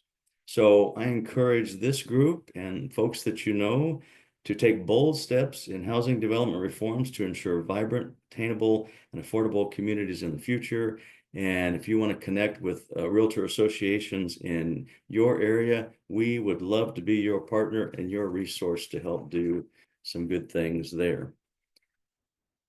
So our final topic as we round the corner here is addressing housing needs, some projects, initiatives, and some takeaways. You'll see here there are some grants and multifamily again, affordability, and we'll have some takeaways both state and national, and a call to action. Did you know that over half renters nationwide are housing cost burden, spending more than 30% of their income on housing? And this issue impacts Tennessee and our communities deeply. And in this topic, we're going to highlight some of those key initiatives, projects that address housing needs in Tennessee and beyond, showcasing the role of realtor associations and national leadership in tackling these challenges. So here are some NAR-funded housing grants. There are more than these, but these are some to highlight for today. We're going to talk a little bit about Housing Opportunity Grant, Placemaking Grant, and as you see, Sumner Realtors here with a Smart Growth Grant. So we've got an example from Michigan, from Connecticut, and from right here.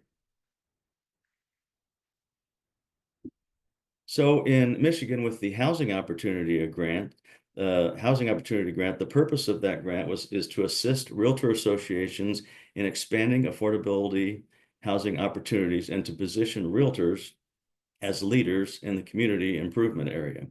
So in Traverse Area Association Realtors, they conducted a housing study addressing affordability challenges, and some of the key actions were it helped remove barriers to new housing construction, it engaged the public to advocate for housing solutions. And the impact that it had is that it informed strategies to expand affordable housing, and it highlighted local housing crises that already existed at the time, which was 51% of renters were cost burdened, and eviction filings had risen 38% from 2021 just to 2022. When we look at placemaking grants in the middle there for Connecticut, a placemaking grant helps transform underused spaces into vibrant and community-focused areas. And the Eastern Connecticut Association of Realtors did a project. They fixed up an area called Backyard Plaza. It converted 15 parking spaces into a public gathering space. And some of those features included picnic tables, benches, outdoor seating, stage for events, and some interactive public art. The impact that it had is it fostered community pride and ownership, and it enhanced collaboration in accessible design. As we see to the right there, with Sumner Realtors, it's Smart Growth Grant that we utilized for some polling, and we had over 595 residents participate in it. The purpose of that grant is to promote sustainable community development through planning and research, and we've got a lot of input from residents. The polling focused on why did folks move here and why are folks staying in Hendersonville. When we look at why they moved here, 92% rated quality of life as excellent or good, and some of those key drivers were schools at 22%, proximity to family at 19%, and proximity to Nashville 15%. What do residents like? Why would they stay here? Because it's a friendly community at 23% was tops, then stores and restaurants at 21%, and because we're by the lake, 19% close to the lake, they like that. What was the community satisfied with? 91% said excellent or good on public safety and low crime. 85% said excellent or good on parks and recreation. And some areas for improvement could be public events and some of the schools that might rank a little bit lower than satisfaction. So it provided, the impact on it is that it provided actionable data to improve community development. It enhanced understanding of residents' priorities.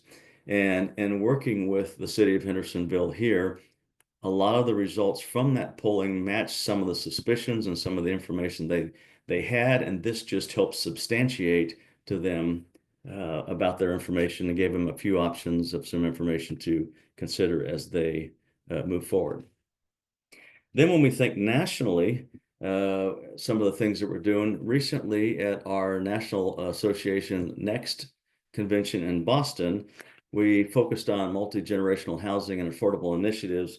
If you aren't following or don't have access or haven't looked up, Dr. Lawrence Yoon, he's our NAR chief economist, and Dr. Jessica Louth, our NAR deputy chief economist, and they both spoke at this conference, but they put insights on line and through email quite often. So at that forum, they highlighted the roles of realtors in shaping the marketplace, and they backed it by research and data that informed those there. They talked about high rates of multi-generational buyers reflecting the change in family dynamics and affordability. And builders are encouraged to develop housing with flexible spaces, as we talked before. And Dr. Jessica Louth focused on initiatives targeting affordable housing that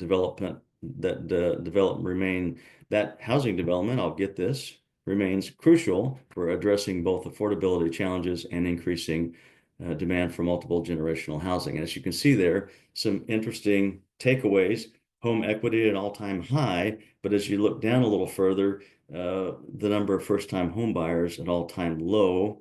FSBO's FSBO, first time or for sale by owner, is at an all-time low, so that part helps. And if you'll notice in the middle there, the 2024 NAR profile on home sellers and buyers, if this presentation is available, you can click there and get their full report. So some of the impacts on Tennessee: these trends align with local needs as Middle Tennessee sees rising demand for family-friendly housing options and affordability. And at this conference, they delivered a lot of information that shows that, and then mentioned a lot of things that we as realtors can do to help connect and collaborate in our community. So some key takeaways. With grants, we talked about housing opportunity, placemaking, and smart growth. We had some focus on Tennessee with initiative we had here in a Hendersonville survey. And I would ask, the call to action is again to encourage all of you to collaborate with realtor associations and support these grant programs, partnerships, and initiatives that prioritize affordability, flexibility, and sustainable housing solutions. So with that, in conclusion, here are some thoughts. Home builders and policymakers, realtors, and community leaders must work together to streamline processes and innovate solutions. We have critical needs, especially with flexibility. Action planning, look to get innovative with that, helps create resilience, inclusive housing. And the community impact enforces the importance of housing initiatives. And some of those grants and our efforts are ways to help implement some of those initiatives that you see there. So collaboration, some of your needs, your action plan, and your community impact has us round out a lot of data. And with that, I want to thank you again so very much for the opportunity to be here and speak. I've shared a lot of data.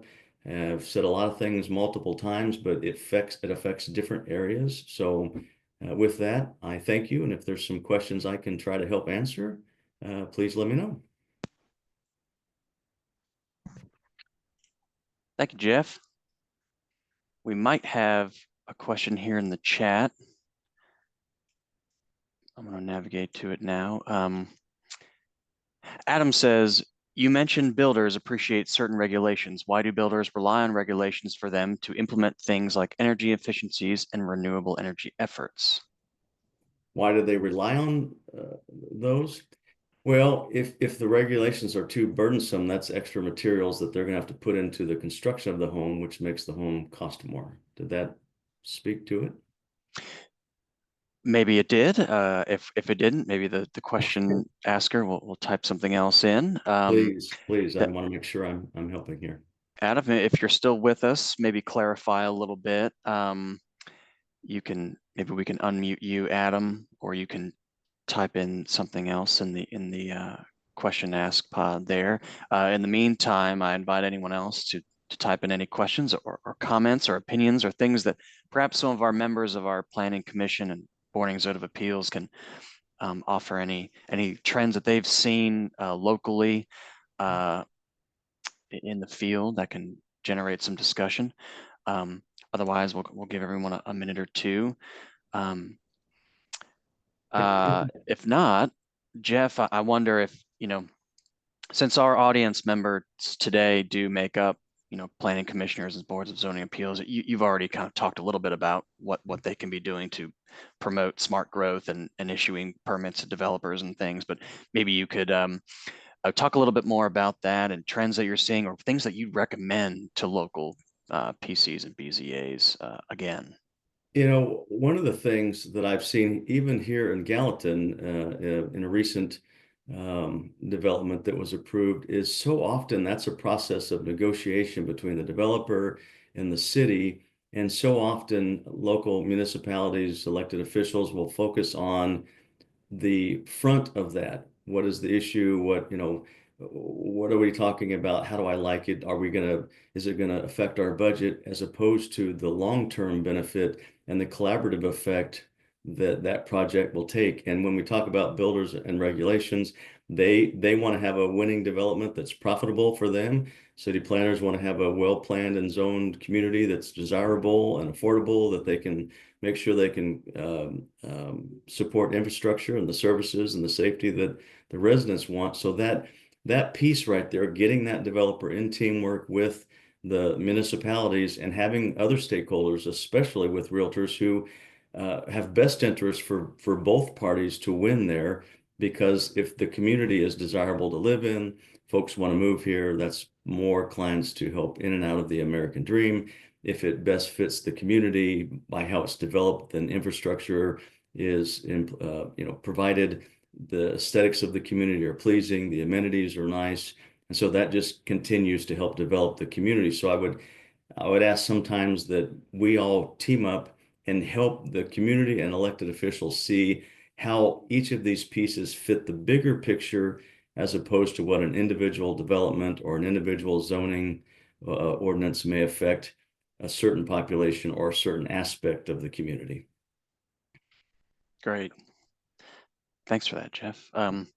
We have one line here in the chat pod. Can you elaborate on the rental discussion? Bit of a general statement, but maybe if that person would like to reiterate what specifically they'd like, or Jeff, if you have some immediate thoughts. Now, one of the things we've seen, gosh, even here in Sumner County and Nashville, and lots of pockets across the country, apartments have become the more affordable option. But even here, just down the street from where I live, it's hard to call them affordable with a one-bedroom apartment starting at $1,400 a month. That's a house payment, as we talked about just a minute ago, for the average $300,000 home back in 2020. And so that was a method to try to get forms of housing. The American dream of home ownership, though, is a way to build wealth. And so you had a lot of development in apartments for the concept of affordability, but you've got more desire in folks to be able to own their own home. So what you're seeing is as supply rose, the demand went down because you've overbuilt the supply or overbuilt the demand. But you still have higher prices on apartments. And now that gap is, can I afford the monthly payment on the apartment versus can I afford the monthly payment on a home? And in some areas, that difference is not, the dollar amount is not too big of a gap. The issue is how can they get into the home where you have to have a down payment, closing costs, and some of these types of investments. Thanks, Jeff. Adam had replied to his previous question. I took that line as maybe they relied on the regulation to take action rather than they appreciated the deregulation. I don't know if I still understand, and I'm sorry for that. Any regulation adds a step to the process, and if that regulation requires a material of some kind, that adds even more cost to the process. So there's an administrative part to it. If you have 10 regulations, you must check box to build that, develop, and now you add an 11th regulation. That's one more admin step. And if that 11th regulation requires something that's a cost in a material, adding sprinklers, certain types of construction for stabilization, certain types of material aesthetically on the front of the home, then you're adding cost to it. And both of those things may be appealing to what the city's looking for, but it does make it more expensive. Therefore, the consumer is that much further away from being able to afford the home. So regulation very much plays a part in affordability and attainability. Got it. Okay. Thank you. Also in the chat, someone is saying that they would like to get that numerical information. Jeff, if you've got all of that in some sort of table or, is that the different? I think just a lot of the stats that you were reading off as you were going through the presentation. Okay. If you have that where you could provide that to us, that would be good. Yeah, why don't I look to get some summarized information together, and that one larger section where we've talked about the costs and inventories and days on markets and whatnot from COVID till now for Middle Tennessee, get that, make sure that's to you as well. Great. Yeah, that comment was from 9/20, a little bit earlier. So I think that sounds about right. The place Okay. for you in. And just FYI for everyone, we will have these presentation slides made available to you afterwards if our panelists agree to that, of course. And also the contact information for our speakers as well. Another question just came in. This is from Tanisha Hall. I love place making because it helps bring out the character of communities and helps make them places where people want to live. Other than creating affordable housing to make housing more affordable for future residents, how can we partner to consider more placemaking opportunities where longtime residents who currently live in communities can enjoy placemaking amenities and stay and age in place if they desire to do so? Lot in there, and very interesting. There's a lot of benefits to the placemaking grant or other activities that bring together city, community, developers, stakeholders, and a placemaking grant does that. So that brings the community in, and it helps them do something meaningful while they're beautifying their city, much like you would have a renovation on a home. And those placemaking grants are available through local realtor associations near each and every county here. And likewise, from a housing stat standpoint, the data that I'll send to you, your local association in this region will be able to, at monthly rates or however you would like it annually, could pull some updated information. So as you're looking to do some planning and you want to understand how the prices of things have changed, or inventories, or various information like that, they have access to that, much like I have provided it here. But placemaking does, it's a way to bring together the community as you also continue on with other, whether it's zoning, whether it's development, other activities within the community. You're now connected as a residents to the community more so because you've done an activity together. It brings realtors in the fold that shows that realtors are an advocate for that community. But this is kind of a way to bring folks together, much like many of the zoning efforts Gallatin's done here in this past process, really brought a lot of the community in. And so now they're going to do some work with that. Placemaking grant helps you bring them in. And then as you do more work, you're better connected. You've got a more human face to the community. So there's a lot of benefit in any of those grants that help you collaborate in the community and beautify it. That's great.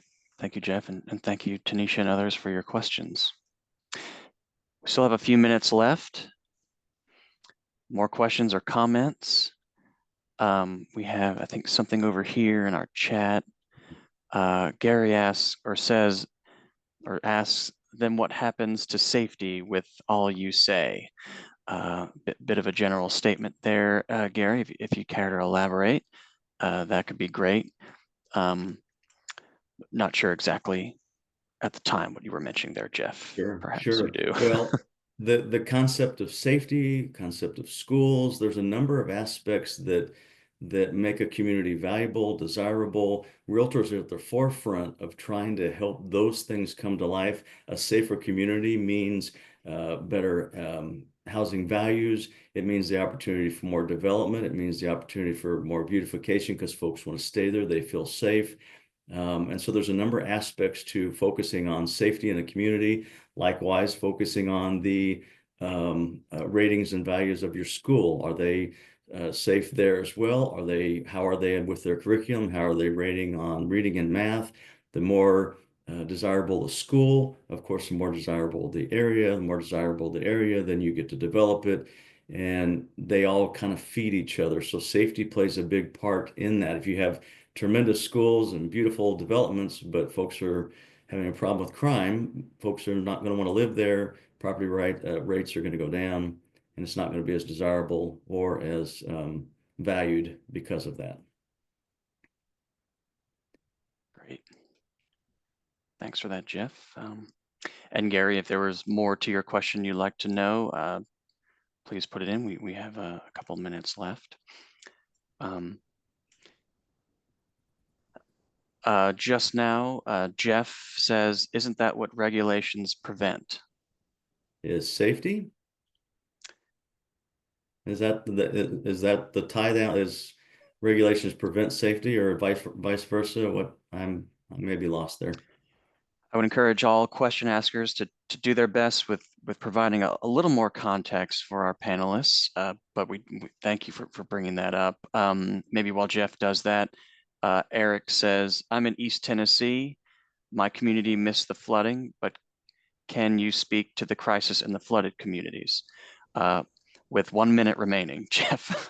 Well, there's a lot of efforts there. We have a Realtors Relief Foundation that realtor members donate monies to that go to help folks in those areas. Nationally, we also advocate for flood insurance. So a lot of those folks who had flood insurance were able to benefit from that. And we've done a lot of things through realtor associations in those areas to try to be helpers on the ground in the community with supplies and things that they can help in volunteerism to serve the community. So a number of areas that were connected in those folks that were affected. Great. We've got a few more questions coming in here, but we are just about out of time. Jeff, how about you stick your email in the chat there, right, where kind of folks are putting their statements in, and maybe they can follow up with you for some added conversation. Meanwhile, it's 10 a.m. and we're going to take a short break before we get to our remaining two topics of transportation and law. Let's all meet back here at 10:05, and we will pick up with transportation from NDOT and Arcadis. And probably the easiest way to do that is just to keep your screen live and just, Yes. you know, pause your time or, you know, walk away from a few minutes. Yes. And then just come Thank back. you, Brian. Yes, if you couldn't hear Brian, nobody, do your best not to log off. We've had some folks ping us saying that they can't come back on, but we're going to be looking into that. But take your 5-minute break, but just turn off your camera, mute. You can walk away, and we'll see you back here at 10:05. Feel free to put anything in the chat, and we'll address it then. All right, we'll see you at 10:05 Central Time. Thank you. Rolling with our next speakers. Meredith and Melissa, are you able to hear us and ready? Yes, we can hear you. Can you hear us? We sure can. We're going to go ahead and make sure that you can share screen. Go ahead and test that while I introduce you guys. And Brian, if you could just be on deck to make sure that that's going well, and we'll get rolling here. Thank you. And thank you both for joining. Okay, like I mentioned, we're going to be entering the transportation topic for our training today. We're going to be hearing from two esteemed speakers, Meredith King and Melisa Hayes. Meredith graduated from the University of Tennessee with a Bachelor of Science and Master's of Science in Civil Engineering in 2022 and 2023, respectively. Meredith joined Arcadis as a transportation engineer in July 2023. She has worked closely with the Nashville Department of Transportation and Multimodal Infrastructure to develop an access management manual for Davidson County. Meredith has experience working in traffic design and policymaking. Thank you, Meredith. Melisa Hayes graduated from Boise State University with a Bachelor of Science and Master's of Science in Civil Engineering in 2020 and 2021, respectively. Melisa is a transportation engineer with 2 years of experience at Nashville Department of Transportation and Multimodal Infrastructure, working with the Development Review Team. Melisa served as the project manager to update the traffic impact study guidelines to include multimodal analysis to integrate sustainability, ideology, and more recently has begun a project to create an access management manual for the city. She's passionate about sustainability and as well as policymaking, and hopes to use her passions to make a positive impact to the community. Thank you, Meredith and Melisa. Take it away.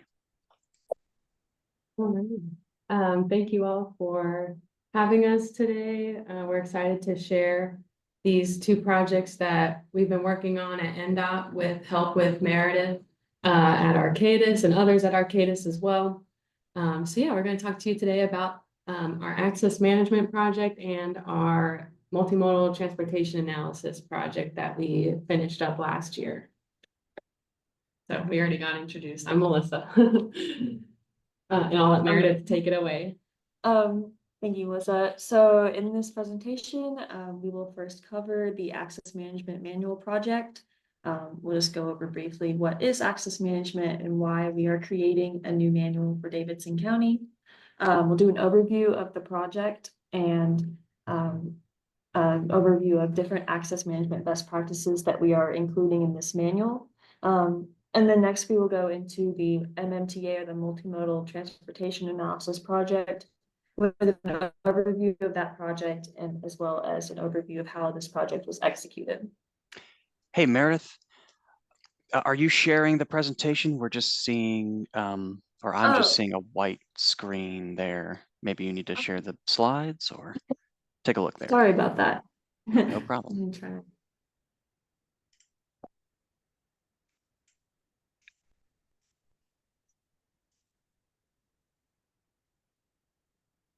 Can everyone see my screen? Yep. We sure can. Thank you. Okay.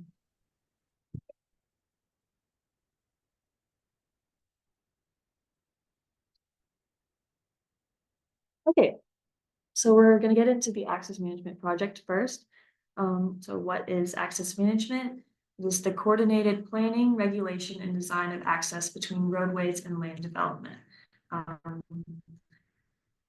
For us, this really comes down to managing conflict points. Conflict points can make driving environments more dangerous and more confusing for drivers, and it leads to increased crashes and worse congestion on the roads. So therefore, an effective access management plan can reduce conflicts on the roadways, making the roadways safer, increase roadway capacity by making the roads more efficient, so more drivers can get to where they're going. Reducing travel time and delay. By reducing congestion, you also reduce travel time, making the roads more efficient, and then increasing property values. This occurs as kind of a secondary benefit to the primary benefits of increasing safety and increasing traffic operational efficiency through access management. So why are we creating a new access management manual for Davidson County?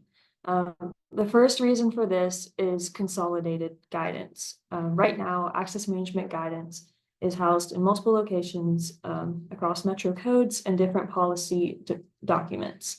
And so we wanted to create a manual that provides a one-stop shop for access management guidance and standards. It makes it easier for developers and other users to find access management policies and apply them consistently. Next, we wanted to provide updated guidance. So we wanted to make sure that the access management standards that we apply here in Nashville align with NDOT's planning initiatives and vision for multimodal mobility, access, and safety. And lastly, we wanted applicable guidance. So you may be familiar with TDOT's access management manual that was released a couple years ago, the Highway System Access Manual. And this manual, we pulled many resources from, but it only provides guidance for state routes. And NDOT needed a consistent access management approach for all public roadways within Davidson County, including local routes. So just a quick overview of this project. The objective is to develop a comprehensive access management manual for the city of Nashville and Davidson County that will provide best practice guidance for the design and implementation of safe access to the public right-of-way. And coming out of this project, we'll have two main deliverables. The access management manual we mentioned, and the goal for this manual is to support a safe, equitable, and prosperous transportation network in alignment with Nashville's mobility goals. We are also updating Nashville's Metropolitan Code, and so we want to make sure that the legislation that is passed aligns with the new policies that are developed in this manual. So this project is ongoing, and we expect it to complete in the spring of 2025. Right now, we are in a phase of manual development and review, and we are also beginning the policy and process revisions to involve making changes to the Metro Code. So, quick overview of the contents that we are planning for this manual. The manual will, of course, start with an introduction that provides some of the benefits of access management and explains the authority of this manual. Then we will go into the access location section. This section is all about where access can be properly and legally placed to avoid creating additional roadway conflicts. So this will include our spacing standards, which the spacing standards are kind of the core meat of this manual, as well as preferred access management practices. And I'll get into some examples of this in the next few slides of best practices to provide good access management on the roadways, and then multimodal considerations. So we want to make sure the roadway is friendly to all road users, not just vehicles.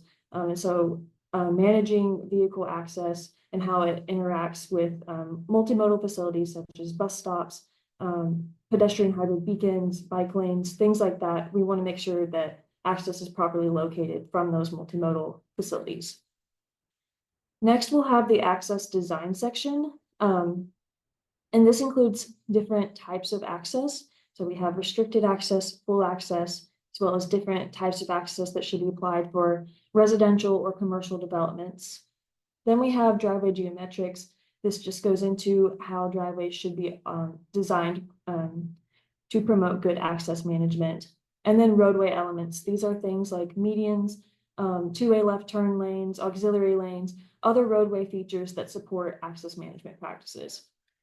Then the last chapter of our manual is the implementation chapter. This will include our variance process, which is the waiver form. So there would be some stipulations that allow developers to, if they can't meet the requirements of the access management manual, they may be waived under certain stipulations. So that is where we would house that process. We also have a retrofitting process for when it would be proper to refit the access point if it is not meeting manual criteria, but it was constructed previous to the passage of this manual. And then stakeholder engagement, which is just how to involve different stakeholders in relation to access management. So before we get into the different best practices, a quick explanation of conflict points, because conflict points are kind of the overarching theme of all of these different practices. We want to reduce or eliminate these conflict points as much as possible. So there's different types of conflict points, as you can see there. And the more conflict points that you have on the roadway, is the more complicated of a driving environment that you have. Drivers, it causes additional time for them to make, to react to what's happening on the road, properly adjust to it. And this is what leads to higher risk of crash. So reducing conflict points reduces crashes. The first best practice is that we want to avoid access in the intersection functional area and the access conflict area. So the intersection functional area is the physical intersection area, which is what you would typically think of with an intersection, and then the legs extending out from it, which is the area where drivers are still reacting to the different traffic maneuvers happening at the intersection. So as you're entering the intersection and as exiting the intersection, you still have to be aware of what's going on at the intersection. And so that's why we want to avoid access in the functional area, because there are many conflict areas or conflict points in the functional area. And then the image on the top, that's just how it might look on a real life intersection in Davidson County. The image on the bottom there, that is the access conflict area. This is a very similar concept to the intersection functional area, except instead of an intersection of two roadways, it's the intersection of an access point, like a driveway with the roadway. So it's the area surrounding that access point where drivers are reacting to the access point and engaging with many different conflict points. So this is why we want to avoid adding any additional access here, because that would just cause more conflicts. Okay, the second best practice is we want to manage spacing between access points. This kind of goes back to wanting to avoid access in the conflict areas that I described in the last slide.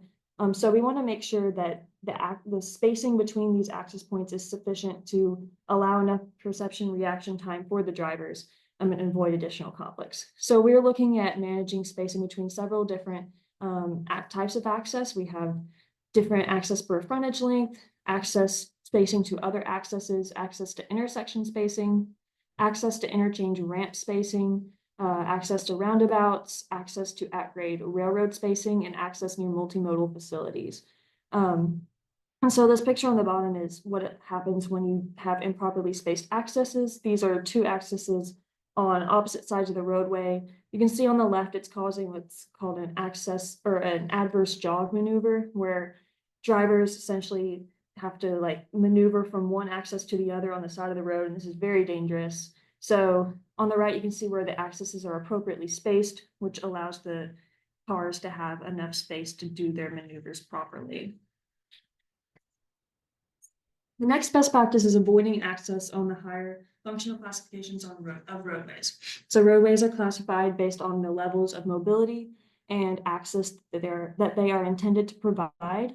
On the right, those are the different functional classifications that are defined in Nashville's Major and Collector Street Plan, which are the ones that we use as the schema for our access management manual. So roads like arterial parkways, these are supposed to have a high level of mobility and very limited access. So we avoid access on these all the way down to local streets, which prioritize access over mobility. So in general, when a development has the option to provide access on either a higher functional classification of road, like an RTO boulevard, versus a lower one, like a collector avenue, we would want a developer to put the access on the lower functional classification of roadway, because these are lower speed, lower volume, and the roads are designed to prioritize access over mobility. A fourth best practice is to utilize shared access. So you can see on the left where when you consolidate access points, you greatly reduce the number of conflict points on the roadway.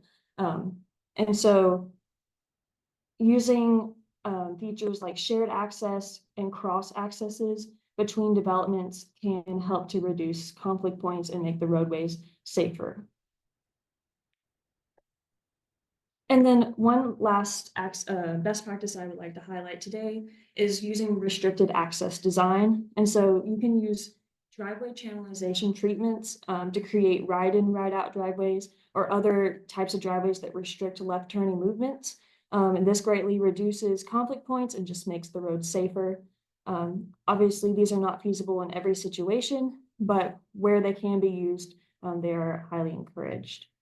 And then median openings are a roadway feature that are also used to promote good access management. So you could have a fully non-traversable median that restricts access to only right turns on each side of the road, or you could have various median treatments that manage the access that is allowed to the different developments. So those are all of the best practices that I wanted to highlight today. There's much more that will be covered in the manual, and we look forward to seeing the passage of this in the near future. So now I'll pass it on to Melissa to talk about the MMTA.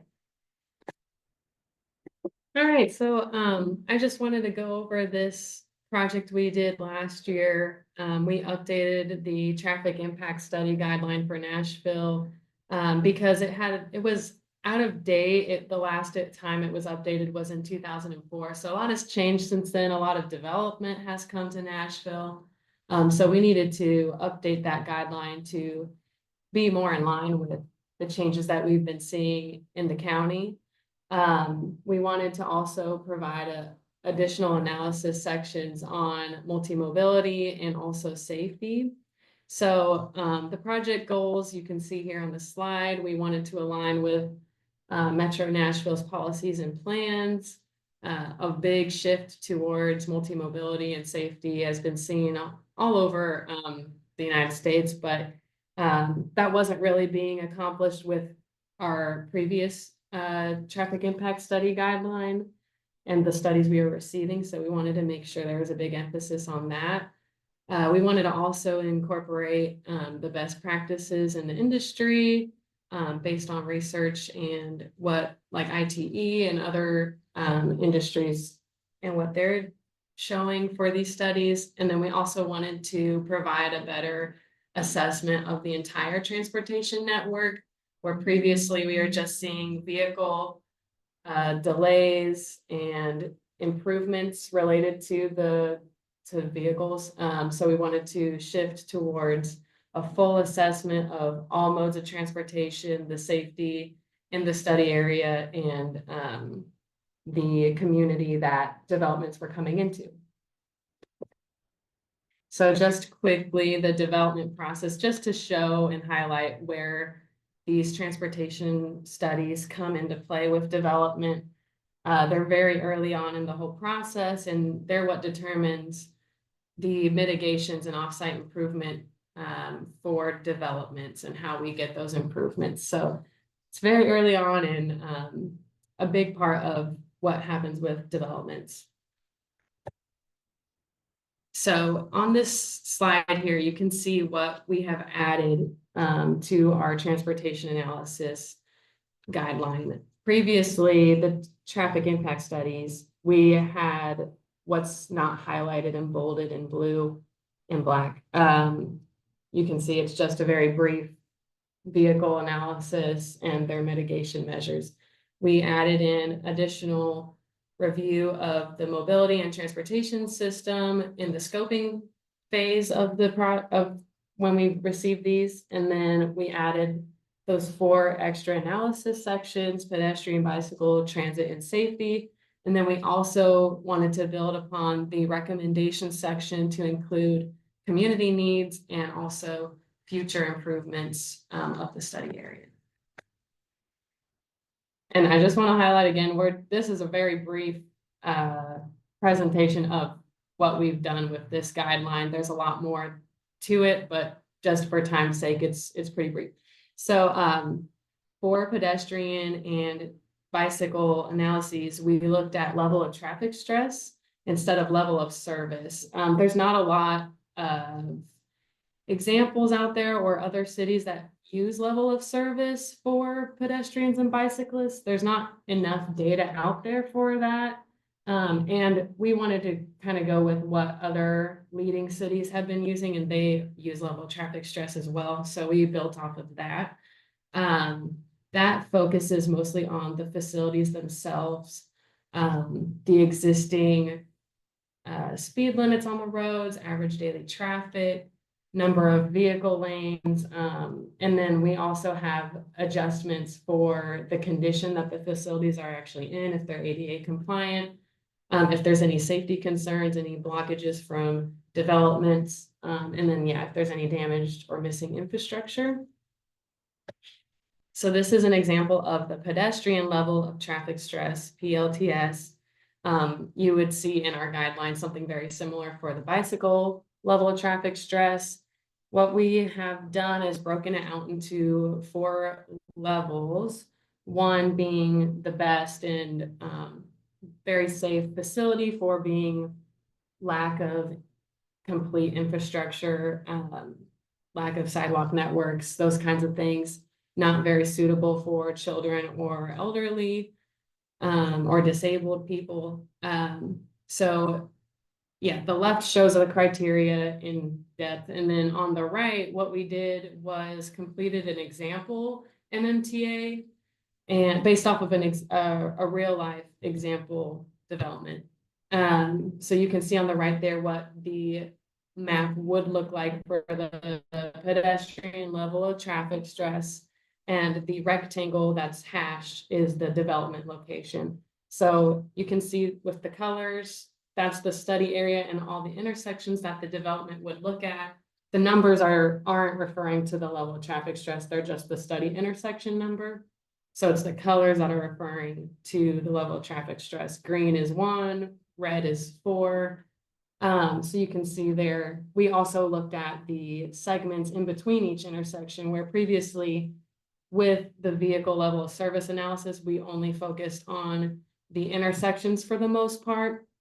We wanted to expand past that and see what's going on in between each intersection as well, especially for the multi-mobility facilities where you might have sidewalk gaps or issues with the existing infrastructure. If there's ADA problems, cracks, holes in the sidewalk. So we wanted to build off of that.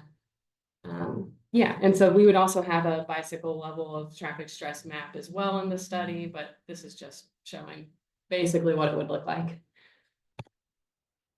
Another thing that we included in this guideline are several flow charts to help the traffic engineers who are completing the study figure out what level of traffic stress they might have for the segments and intersections. This is just one of many flowcharts we have, and this one in particular is for the bicycle level of traffic stress. So we start with the speed limit and then work our way from there to figure out what the level of traffic stress are. There's several for the bicycle level traffic stress flowcharts. They all kind of are, they're building off of one another and based on a few different things like buffers, physical delineators, those kinds of things. This one is focusing on the speed limit, the number of lanes, and the ADT on the road. So moving to transit, one of the key things that we have in our guideline and what we'll see in the studies now are looking at the anticipated, like most likely pedestrian route to and from the nearest transit stops from the development. The whole point of this is to build that narrative of how the development is impacting the transportation system and how their users, residents, customers, whoever is coming to and from their site may be getting there. We also look at a mode split, splitting out the trip generation for the development into not only vehicles, but also what the anticipated transit, bicycle, and pedestrian user would be. So this kind of builds onto that of showing what is needed in the network and what the development may or may not need to do to make it accessible to and from the bus stops. So if you overlay this map on the pedestrian level traffic stress and the bicycle, you might see that this segment, maybe the segment that's blue and purple, there's no sidewalk, for example. So that would point to this development would need to fill that sidewalk gap possibly. But the whole thing is building that narrative of what that nexus is between the development and what their mitigation measures need to be. And for the safety analysis section, again, this is just a few aspects of it, but what we have here on the left is the example MMTA showing that study area and all of the crashes in that area for the past 5 years. And we get that data from AASHTOWare, and we send that to the traffic engineers who are completing these studies, because I don't think everybody has access to that. So we have access, so we just send the Excel of the data to them. But that's that map on the left, and one of the many maps we have included in the guideline and what we would see in the studies themselves is a pedestrian crash summary. We would also see like a bicycle crash summary where it breaks out and shows what those crashes exactly are. And especially like fatal crashes, we have a map for that as well. And there's data tables as well that would be included, but just also pointing to that, overlaying this on the transit map and the level of stress maps, you could see that there are some issues at where you can see Broadway and 17th, there's a pedestrian crash there, and that was the intersection crossing to those bus stops. West End 16th, Broadway, that intersection has had several pedestrian crashes. So it's just building that picture for everyone to see where the issues are in that transit system. Before, in the traffic impact studies, we wouldn't have any of this. The only reason we would ask for a safety analysis, or could, I guess, was if we knew already about an existing issue, or if a council member or a community member had pointed out to us that, you know, there's a safety concern. So now we're capturing that on every study we get, which I think is a really great benefit of the outcomes of this MMTA that we've created. So moving to the last part of the analysis section, we added community needs. We wanted to just build off of all of the actual data and look at who is living in that area and what kind of activity may be happening. So this U.S. Department of Transportation ETC Explorer, I believe it's available to anybody for free. I'm not sure, 100% sure. Or yeah, traffic engineers who have been completing the studies have had access. So it's available to anybody, but it's a GIS map, interactive, that you can zoom into these areas. You can see the highlighted in teal on the map on the left. That would be like one tract. There's all different ones that you can click on, but it breaks out the population in that tract and then shows points of interest within a 15-minute walk. That also points to, you know, we can anticipate a lot of pedestrian activity or transit or bicyclists. So that is a cool aspect that this map provides. Poverty levels, transportation cost burdens, housing cost burdens, cost of transportation, number of households with no personal vehicles, like all of these things are building upon what the development may or may not need to do for their mitigations for the community and for their specific users. So that leads us to the recommendation section. Previously with the traffic impact studies that we were receiving, we would get this whole study and all we would receive in the recommendation section was what the developer was going to be doing for their development, I guess.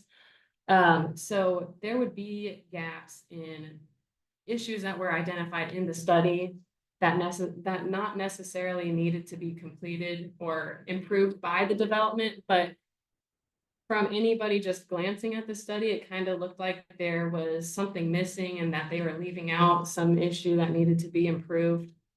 So what we wanted to see in the studies going forward was a whole list of all the issues identified in the study area and what needs to be done to improve those.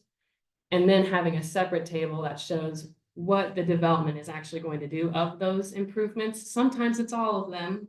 Sometimes it's not all of them. There might be an improvement that's build 500 feet of sidewalk to complete a sidewalk connection. That maybe is not very rational for a small development to do, but it's still a need of the community and of the study area. So we wanted to show that we're acknowledging that there are a lot of issues, and NDOT, Metro, we can use that table of what wasn't done by the developer and it can help us decide on projects as well of improvement. So I think it helps everyone in a sense and also shows that it's been looked at and considered as an improvement. But building that rational nexus, we use that a lot because in Nashville, Davidson County does not have impact fees. So we rely on these transportation studies to get infrastructure improvements. So what we have to do is make sure that what we're asking for is applicable to the development and it's not asking too much of the development. Unfortunately, there's no like specific equation or science to get us to that answer. So we use engineering judgment and lots of coordination with the developer to get to that point. But some of the items of the rational nexus are mode split that I mentioned before, how much parking they're providing, if any. If there's no parking, you can anticipate a lot of pedestrian, bicycle transit, and Ubers, Lyft, drop off, that kind of activity. So that helps us figure out what is exactly needed. Those level of traffic stress analyses, the safety analysis section, what the community needs are, any compliance or non-compliance with plans that Metro has, and then any impacts on the system that the development may be causing. So anyways, that was a lot of information. All of the information about the MMTA and the project has a website. You can find it at that QR code there. We have the full guideline on there, that example MMTA that we are referencing with those images. That's in there. All of the research that we did and best practices, peer city review that we did, that's all on the website. We did also have a code update related to this project. That information is in there as well. We just used, we just wanted to update the code to match what we have in this guideline. So nothing too crazy was added to the code. We just were updating like language and like the title of the study and that kind of thing. But yeah, everything can be found in there, FAQs. If you have any questions, you can email me. There's also a MMTA email that we have, so you can email that. That's on the website as well. Yeah. So a lot of information. Thank you for listening. We can answer questions as time allows. That's great. Thank you both so much. We do have some questions. I'm going to have the chat box up first because that's what I saw first. We have a question from Michael from about 15 minutes ago. What has the response from developers, realtors, and citizens been for this manual? Do you have any feedback so far? I'm assuming we're referring to the multimodal transportation analysis manual. I think Um, so, but if Michael wants to clarify that, we welcome that. Yeah, the response has been good. So from this update, we've had a lot more like clarity and straightforwardness on what is needed from the developers and what they need to do mitigation wise.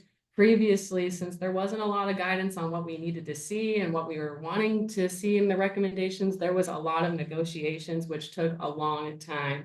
So I think that everyone's pretty happy about the update. There is more that's looked at, but overall, I think it's been positive. From what we've heard, it's been positive, and we haven't had any issues with that, luckily. And I would say we also had a lot of stakeholder meetings to make sure everybody was aware of the changes that were coming at the time, and just keep everyone in the loop about that. So I think that also helped and played a big role in the positivity around the guide. Great, thank you. And yes, Michael was referring to that menu. That's great. We have another question here. Why are roundabouts becoming a thing now when they take up more real estate? And I don't see how they're actually helping things other than folks around here have no idea who has the right of way. That's a great question.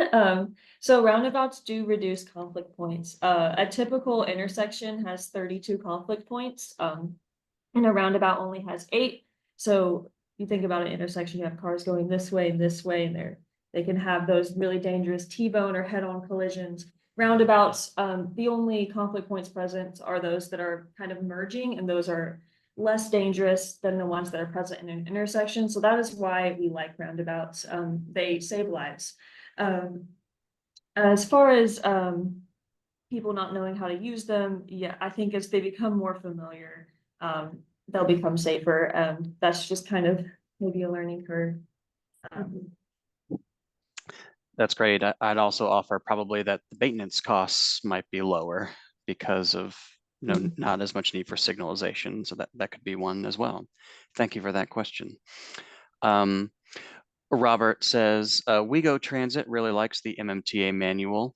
It's brought us into the development process with a lot more certainty and earlier, which developers have really appreciated. And 2, it has definitely led to safer bus stops being built. Thank you, Robert, for that, for the transit perspective there in response to Michael's question there earlier. Eric offers, come study East Tennessee. There are no roads left. They're starting from scratch. Thank you, Eric. I'm going to move over to the chat pod. I am not seeing any updated questions unless Brian, you have had some others come in that I'm perhaps not seeing. We welcome those questions. We still have some time left, which is great. Yeah, Brian, anything? the same thing as what you're seeing. So okay, no problem. Maybe I'd ask our speakers, you touched a little bit about, but what are some next steps for the development process? Is there more input? Is more data needed, or are you just looking to roll it out, or other things? What does that mean for the future here? Are you referring to the access management manual? The access management manual, or maybe you could talk about some other initiatives that are related that NDOT and Arcadis are working together on that could be useful for us to know about. As far as the access management manual, the next steps will be engaging external stakeholders, as well as more internal stakeholders within the Metro leadership team. The manual is nearly developed, but we have to, like we did for the MMTA, engage stakeholders outside so that they are on board with the new access management manual process. And then we're also going through the legal and policy and process revisions right now. So those are what the immediate next steps look like on access management. Very good. Thank you. We have a question here from Brad. Brad asks, is there a cost analysis for bike lanes associated with the number of total users that utilize those lanes? Right now, we don't have that. What we do have the in the studies for the MMTAs is in the mitigation section of the study, we ask that they provide a rough cost estimate for if there were bike lanes or whatever their mitigation may be. We ask that they provide a rough cost estimate. We don't really necessarily need them to design it and then provide like the exact cost estimates, but just so everyone, the developer, NDOT, whoever is looking at the study and the mitigations, like we're able to put a number to what we're going to be asking them to do. So we do look at that, but as far as estimating the cost of number of bike users, we haven't gotten into that. Got it. Thank you. More questions, comments, or perspectives, drop them in the chat there for our speakers. Otherwise, any other concluding thoughts from the audience or from Meredith or Melisa? We can kind of have more of an open floor here in our minutes remaining. Very helpful, thank you. I see a raised hand from Robert. Robert, if you're able to unmute yourself, feel free. And if we're not, maybe Brian, you can grab that hand for me as I don't have it up in front of me at the moment. Stand by, everyone.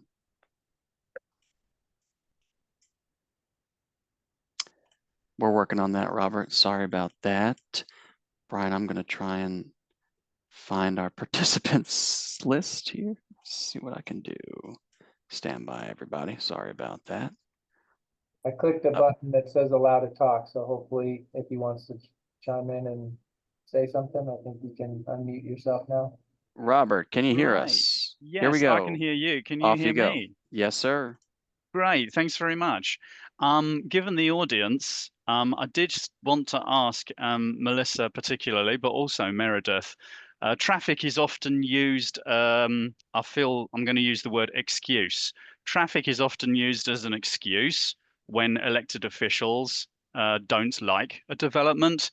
They often say, oh, the parking is incorrect, or that the turning movements are going to lead to a more dangerous situation, and therefore this is a safety issue. How does NDOT cope with frequently receiving those comments as transportation comments when maybe they're not? Transportation is not the chief concern of the elected official who's contacted them. It's something that's not transportation related. I would say the MMTAs that we receive for developments are looking at all of the aspects, including the vehicle traffic. We didn't remove that from the previous studies that we were receiving. So in addition to the traffic, I think that these studies are showing what's going on in the entire transportation network. So weighing the traffic delays to the safety concerns, to the bicycle and pedestrian and transit needs, scooter needs, you know, everybody that's trying to get around, all of it is taken into account in a holistic view. And we try to weigh that all together. And, you know, we try to take into account as well the vehicle traffic delays. If there's improved or added bus facilities and transit routes, you know, that there'll be a shift from just vehicle user, like single use occupancy vehicles, to some people using the buses. So try to take into account all of those things, and hopefully that is conveyed and can be shown and conveyed to the officials. And if not, you know, we can always explain. Sometimes we do explain and have meetings with those people so we can better explain everything in the studies, because it might not be super straightforward or clear from a non-engineering background. Yeah, Hopefully that great. answered. It kind of answered it. As I say, what I often see is that if a development is unpopular for a reason not related to transport, people seem to latch onto transport as a method of controlling a development when actually it's unpopular for a non-transportation reason. And I was wondering whether you had a policy of how you deal with those types of comments that come in. Oh, well, we just point to the studies, and that would show whether there's a traffic issue or not. So Right, I try right. to add opinions about that kind of thing. Like we try to just point to the data. Yeah, good. Thank you. Mhm. Thank you all for that discussion. We have a question from Barbie in the chat. So she says, for each of you to answer, if you could change or add anything to the relationship between transportation and development, what would it be? Or a subjective type vibe, but it's a good question. Well, just thinking about like access management, I would like the two kind of processes to be more integrated. Sometimes it feels like there's the transportation side of things and then the development side of things. And so I think if the planning process was integrated more, that would help with making sure access management is effectively performed. Yeah, that's good. And I would offer too that, in whatever realm of work you're working with, increase collaboration early and coordination early on is pretty important. We all get busy with other tasks, but if you can be working with agencies that have staff members that really care about what they're doing, they're generally pretty easy to work with, generally. But breaking down silos where you can, think things already work very slowly. So just mitigating where you can, streamlining where you can. Our easiest way to help mitigate streamlining is to just increase our communication, make yourself available. Things will generally shake out more quickly, I've found. Great, thank you for that.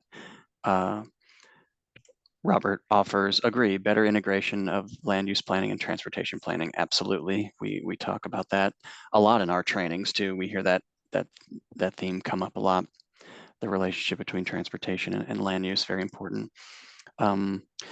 Great. Okay, I'm going to check How about again. also just the comparison between, making decisions with regard to level of service and functionality in an access management plan versus the aesthetic of the street and streetscape.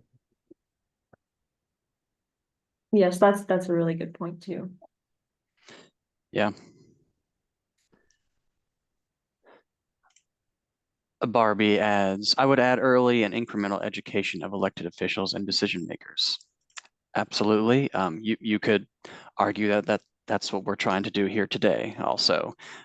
Bring these sort of development issues and ways to collaborate, making connections for these trainings is just as important, I think, as the topics that we offer. That's great. Thank you. In our remaining minutes, I'm not sure, perhaps some folks joining would be interested to see, since it is a transportation related issue, in light of the transit referendum that was passed in Nashville recently. I don't really have a question, but perhaps have you been getting any feelings for what the future of transportation is going to be like in light of voters really asking for more, maybe from the transit related side, which may or may not be a realm that you guys touch specifically, but was wondering your thoughts. And Robert, who's on the call, could maybe answer that too.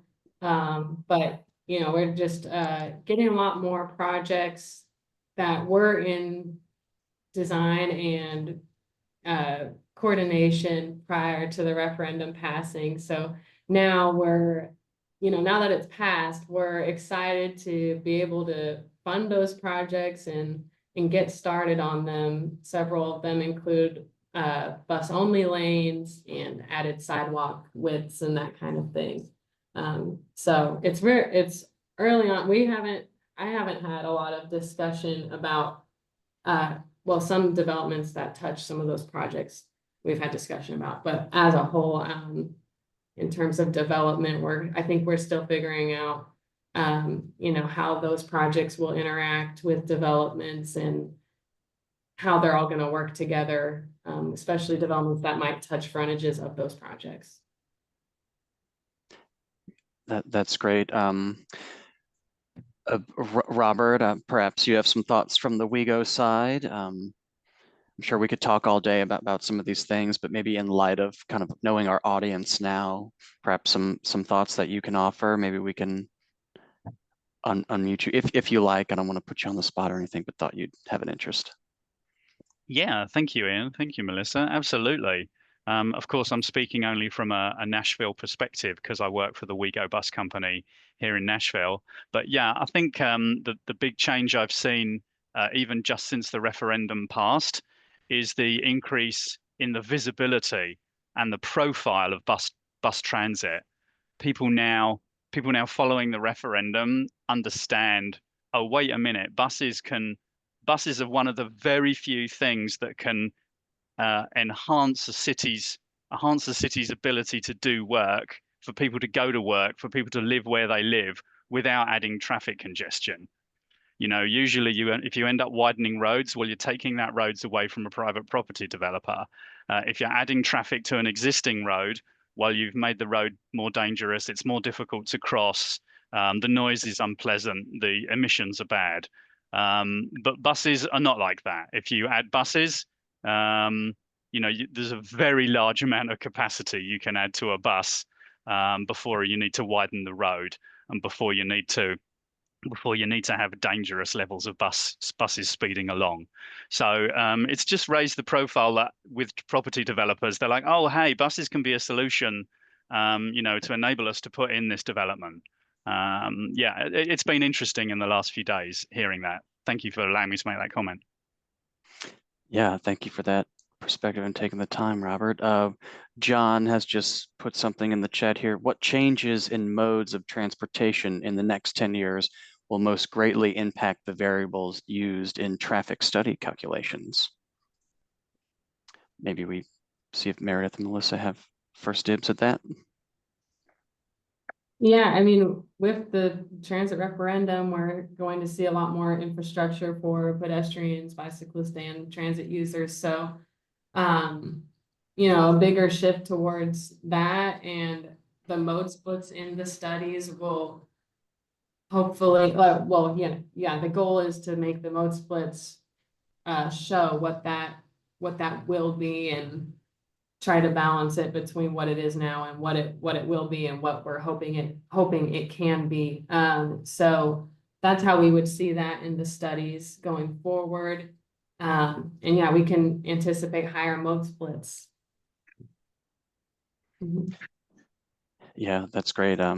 As a citizen, I'm also aware of some of NDOT's work, particularly with safety and how it relates to equity. So, you know, advocating for vulnerable roadway users, Vision Zero, things that really are important to making sure that folks in other modes besides vehicles are accommodated. And we can all get behind safety. We can all get behind walking. We all walk, even if we do drive eventually. So keeping those types of things in mind, I hope we'll begin or continue to impact those variables in traffic calculations from the agency side, but also from what we can do, you know, when we're commuting and enjoying visiting places and everything. Thank you for that question, John, and responses from our panelists.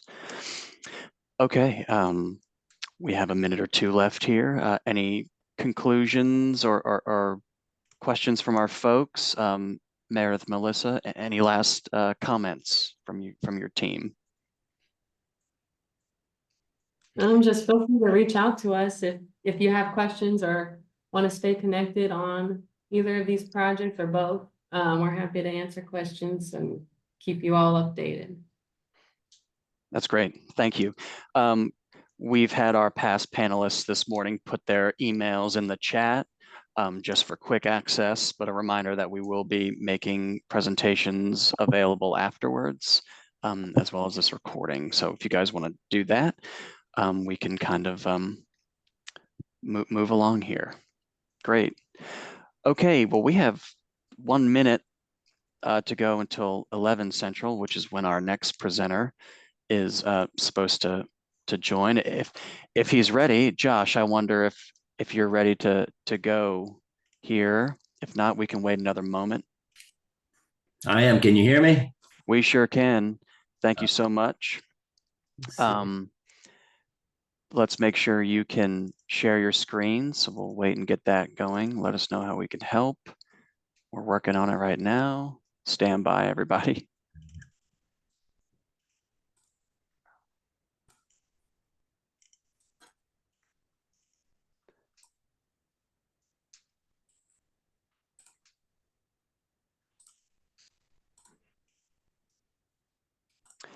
We can hear you fine. You don't want to see me? We'd love to see you. Make sure that's all working well, and I can start us off here. Did you make sure you can share okay? Yes. Okay, great. All right, well, I'll go ahead and read a brief introduction from our next speaker, everyone. Thank you for being with us. We're now going to enter the law session from our training today. We're going to be hearing from Josh Whitehead, who is the managing partner of Whitehead Law. Josh is a 6th-generation Tennessean who has served in multiple roles in local government. While planning director at the City of Germantown, he helped author the SmartCode that spawned a rebirth of the city's core. He subsequently served as assistant city attorney for the City of Memphis, where he ushered the adoption of the Unified Development Code, the first major rewrite of its zoning code in nearly 30 years. Due to his work on that initiative, he was appointed as the head of the joint Memphis and Shelby County zoning department, a position he's held for more than 11 years. During his tenure, he shepherded more than 2,000 land use applications through the zoning entitlement process as Memphis's core experienced an unprecedented level of reinvestment. Josh holds a master's in community planning from the University of Cincinnati and a Juris Doctor from the University of Memphis. For the past decade, he's served as an adjunct professor at the University of Memphis Law School, specializing in land use. Josh has been published in law review journals on issues related to housing and blight, but is most active on a blog that features his take on Memphis's design, history, and architecture. You can find more information about that at CREMEDEM.com. We'll put that in the chat there. I think I butchered that one. But Josh, if you're with us, take it away, please. Thank you. Thank you, Ian. I don't have the ability, I think I fibbed earlier. I don't have the ability to share my screen, which may also be my video. No problem. We're going to work on that right now. But I can stand by. There should be a green button at the bottom. Can you see that?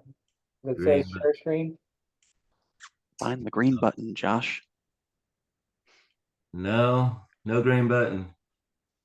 Green button. Okay. I think I might just be a participant.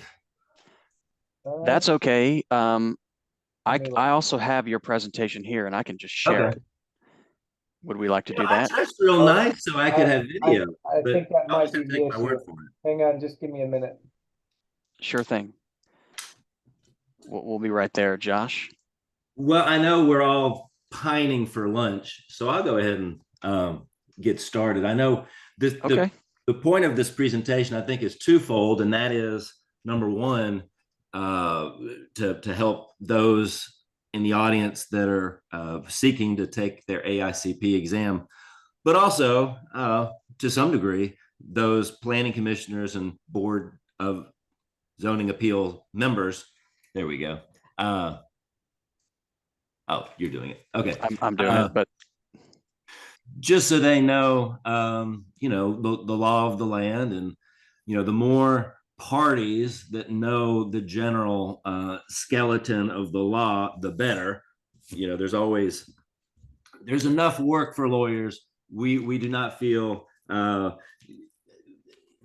territorial if more people are knowledgeable about the law. So if you don't mind driving, next slide. Yeah. Our first part will be land use concepts. Just to give a lay of the land, our second part will be the application of these concepts through a lot of case law. And then if we have time, the third part will be to look at some previous exam questions from the AICP exam. So land use concept, next slide, Mr. Preston. Okay, so let's start with kind of how zoning started, right? If for those of y'all just familiar with, if no other zoning case, you're familiar likely with Euclid versus Ambler Realty. And the question there was, and in many state courts in the 1920s, at the same time that was working its way through Ohio and the federal courts, was zoning. As a property owner, zoning is now inhibiting my use of my property, right? I purchased this property for it to be unrestricted, and now it is restricted, at least in some form or manner, right? And so that argument that those private property owners made in the 1920s, and to some degree still make, is based on the Fifth Amendment. Now, the Fifth Amendment, if y'all are familiar with the Second Amendment or any amendment, our founding fathers really, really liked semicolons and having a lot of ideas in one sentence. And so the Fifth Amendment covers a lot of stuff, but we're really concerned with the last sentence, the last phrase after that last semicolon. Nor shall private property be taken for public use without just compensation. At the bottom, we have three applications of that, right, that we see in land use. Number one, eminent domain. That is where the state is actually taking your property, right, to build a road, to build a school, etc., typically for public use. We're going to get to, in our second part, how it's sometimes not necessarily public use, but there's a big asterisk to that. Number two, and this is really where we see most of the action, and that's inverse condemnation versus straight out condemnation, which is eminent domain. Inverse condemnation is the Fifth Amendment argument that, hey, this regulation is diminishing the value of my property. That was the Ambler Realty Company's argument in Euclid back in 1926, right? This regulation doesn't destroy the value of my property to zero, but it definitely diminishes it. And so therefore, you, the state, should compensate me. And to some degree, a regulation can trigger inverse condemnation and can violate the Fifth Amendment. And we'll talk about when that occurs. And then finally, exactions. For those, well, I guess for everybody listening, from the planners to the planning commissioners, exactions are another way of saying conditions, right? We all are familiar with approval with conditions. And as someone who represents cities, but also applicants in other cities, sometimes the devil's in the detail. Sometimes you prefer staff just giving you a recommendation of straight out rejection than approval with conditions, because some of those conditions can be pretty onerous. So when we talk about conditions or exactions, there are rules as to how far they can go before they violate the person's Fifth Amendment rights. Next slide. I'll probably go through these faster. I mean, you're like, we've gone through one slide and we're 7 minutes in. Forget about lunch. Don't worry, we'll go faster.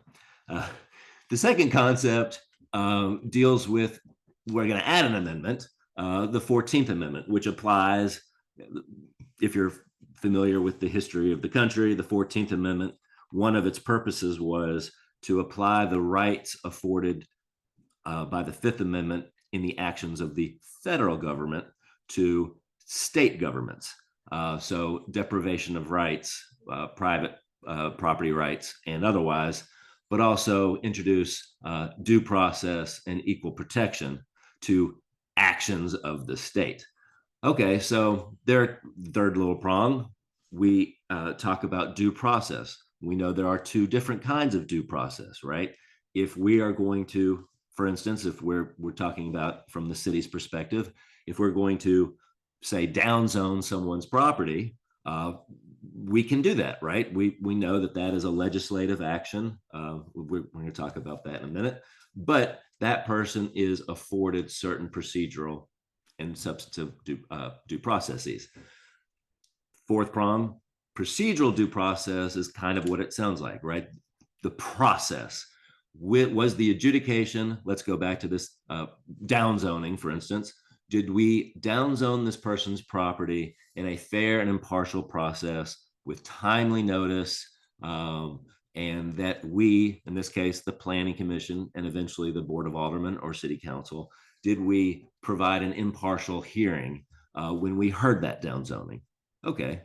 I think we're all pretty familiar with that. We just follow the rules of procedure of our Planning Commission, of our Zoning Board, et cetera, of our City Council. And we've probably pretty easily met that, just so long as we follow the normal due process for all cases. Substantive due process is a little different, right? It protects individuals against what is sometimes called the tyranny of the majority. Let's go back to this downzoning hypothetical. We are downzoning your property because everybody around you, our constituents, have said it needs to be downzoned. Okay, that's fine, but to protect the property owner from this majority viewpoint, we have substantive due process, which the court may find a majority's enactment is not law and cannot be enforced as such. We're going to get into that deeper in a minute. Next slide, Ian. Well, we also, with regard to signage, which is often a substantial amount of the work that planners do in Tennessee, and as well as adult businesses, those are protected by First Amendment, obviously, as freedom of expression, freedom of speech. I teach a class at the University of Memphis Law School, and we do take note that with regard to adult businesses, thanks or no thanks to the internet, this seems to be a lesser problem than it was maybe 20 or 30 years ago.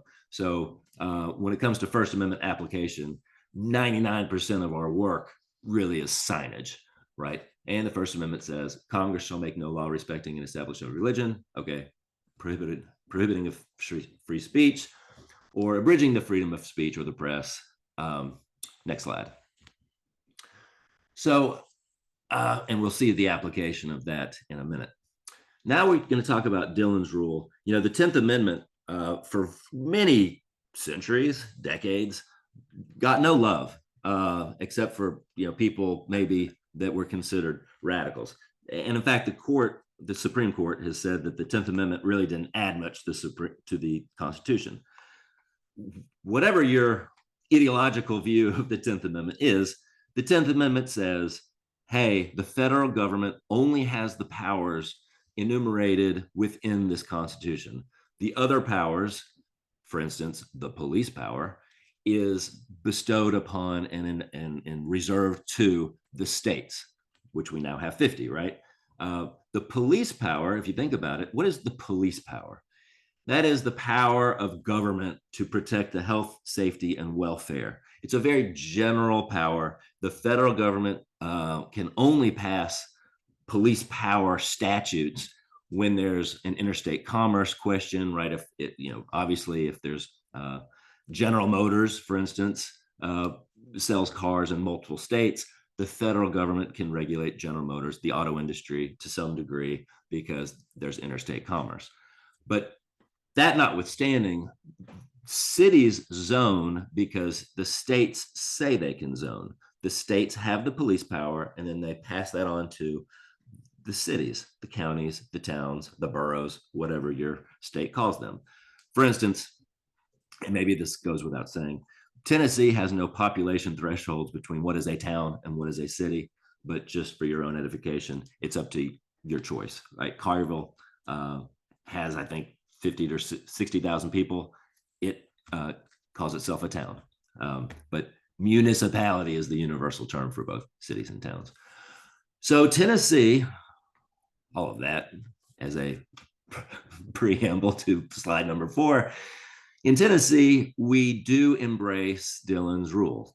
Dillon was an Iowa Supreme Court justice from the 19th century, and he and his court established this concept a subunit. In planning school, we always were told the cities are creatures of the state. I didn't like the term creature. I like the term subunit. Cities are subunits, municipalities, I should say, and counties are subunits of the state. And under Dillon's rule, they only enjoy the powers that the state bestows upon them. Okay. In Tennessee, those powers are granted to its subunits through two kinds of enabling legislation.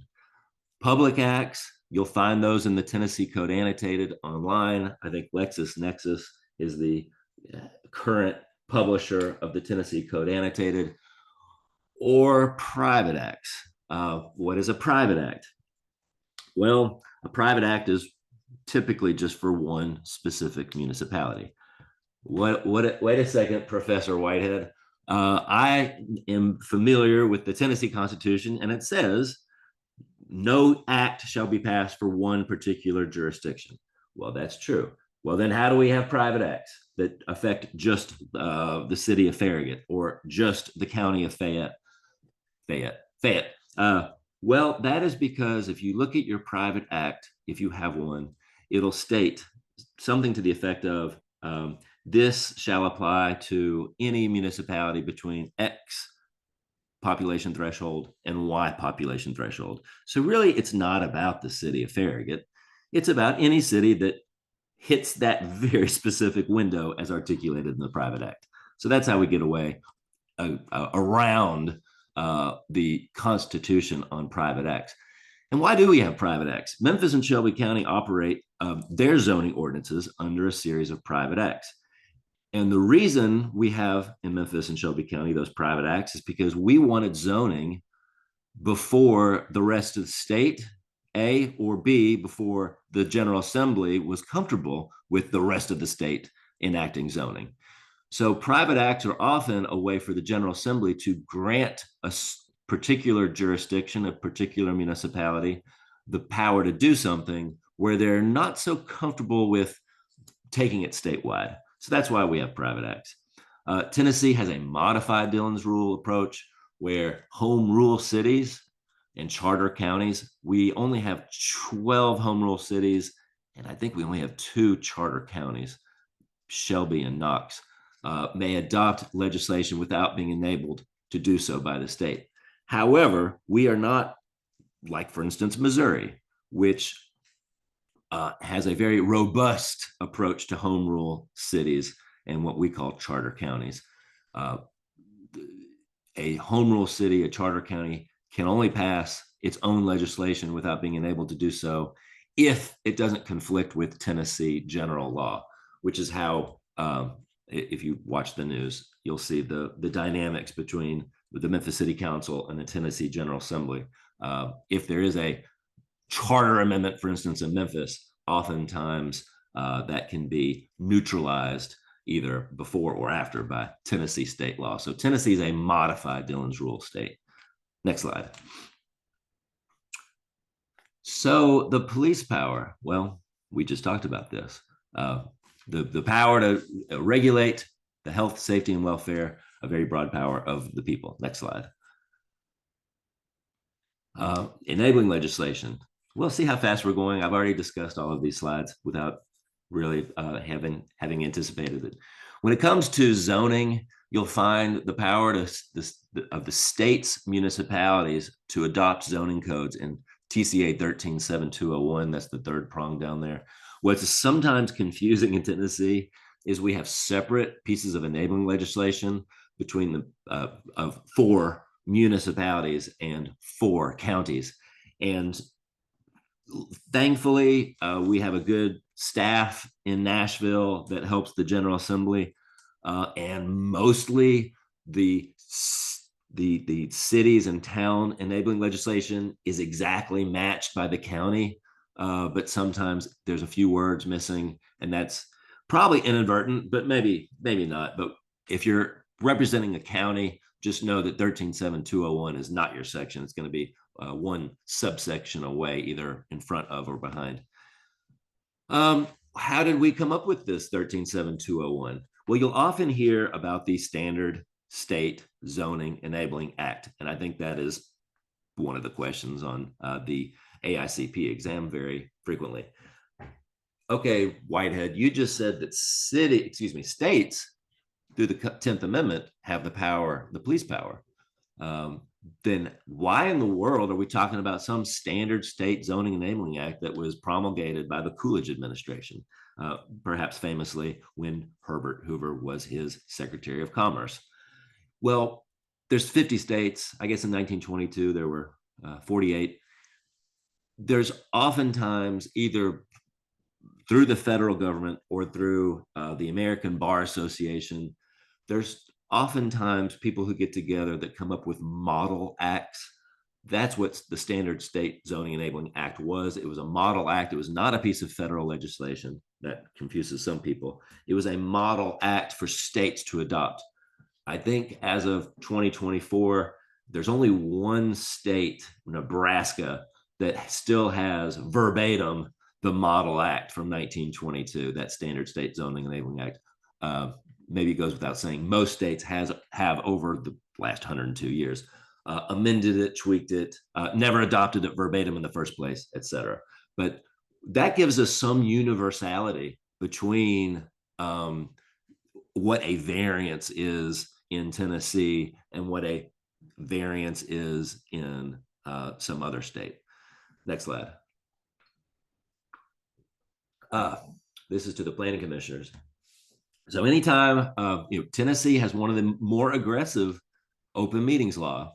It states that anytime 2 or more members of a decision-making body get together, it must be noticed. So, I mean, really, I ran into someone, I live in a town of 400 people.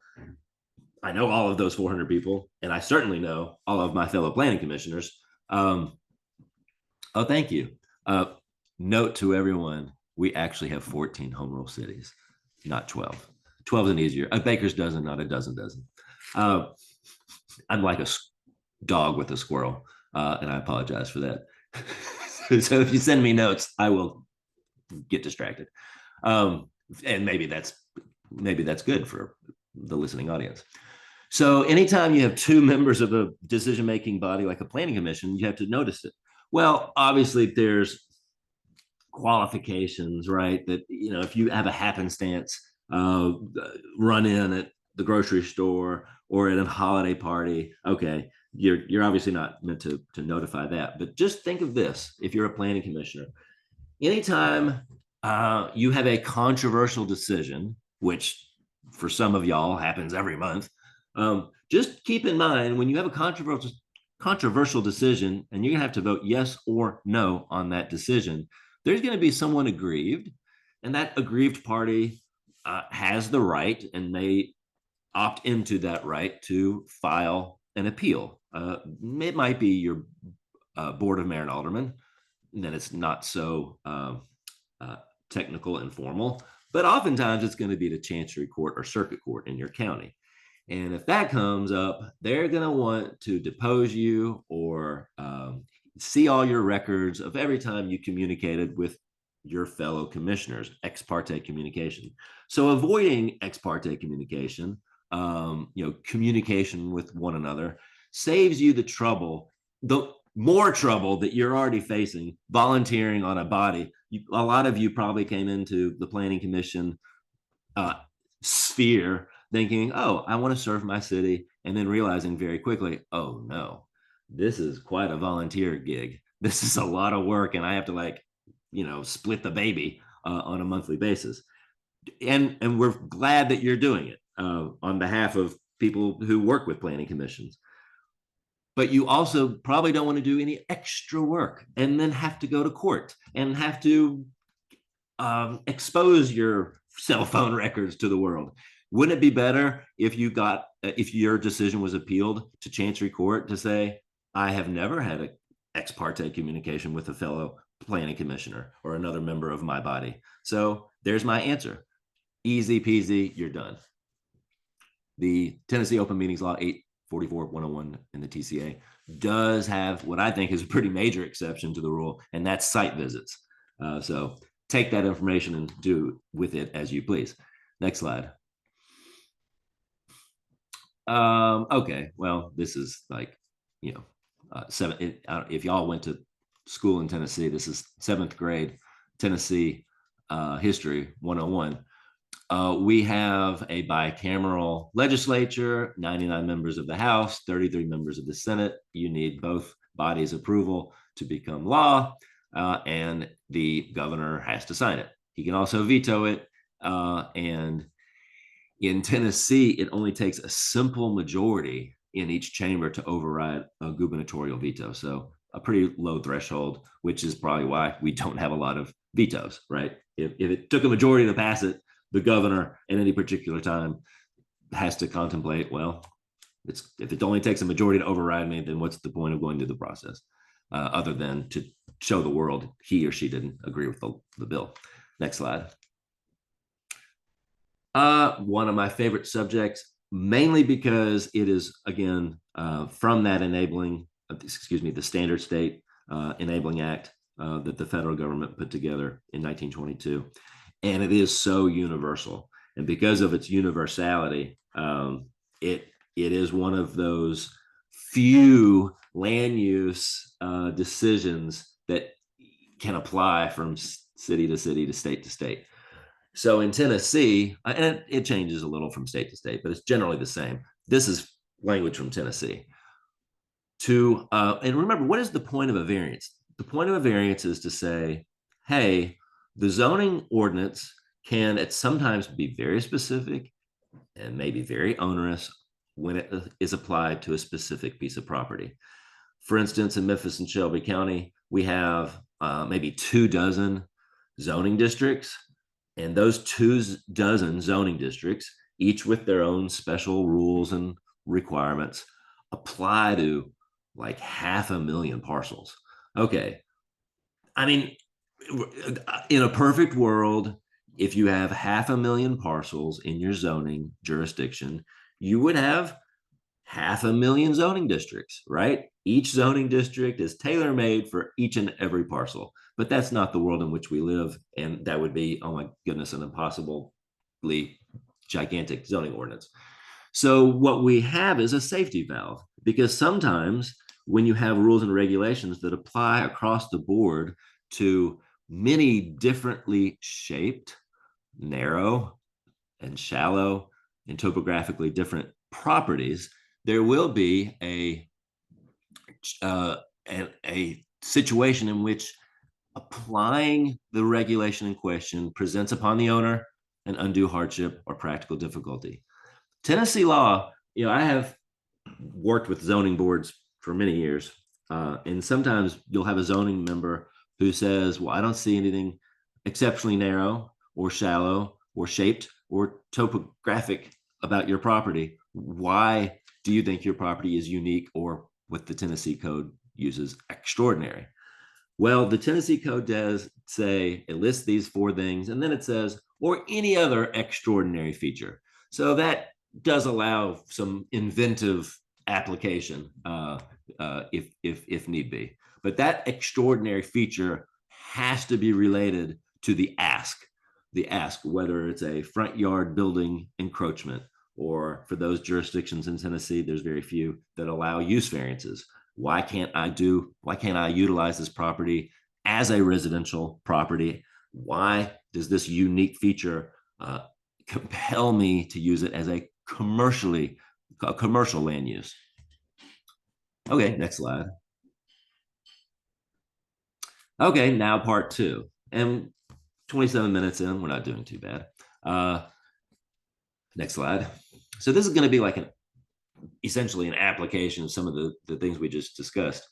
So Euclid is very proud of their position in zoning history. You can download this map from their website. This is Euclid, Ohio, which is, as the court said, practically a suburb of Cleveland, Ohio.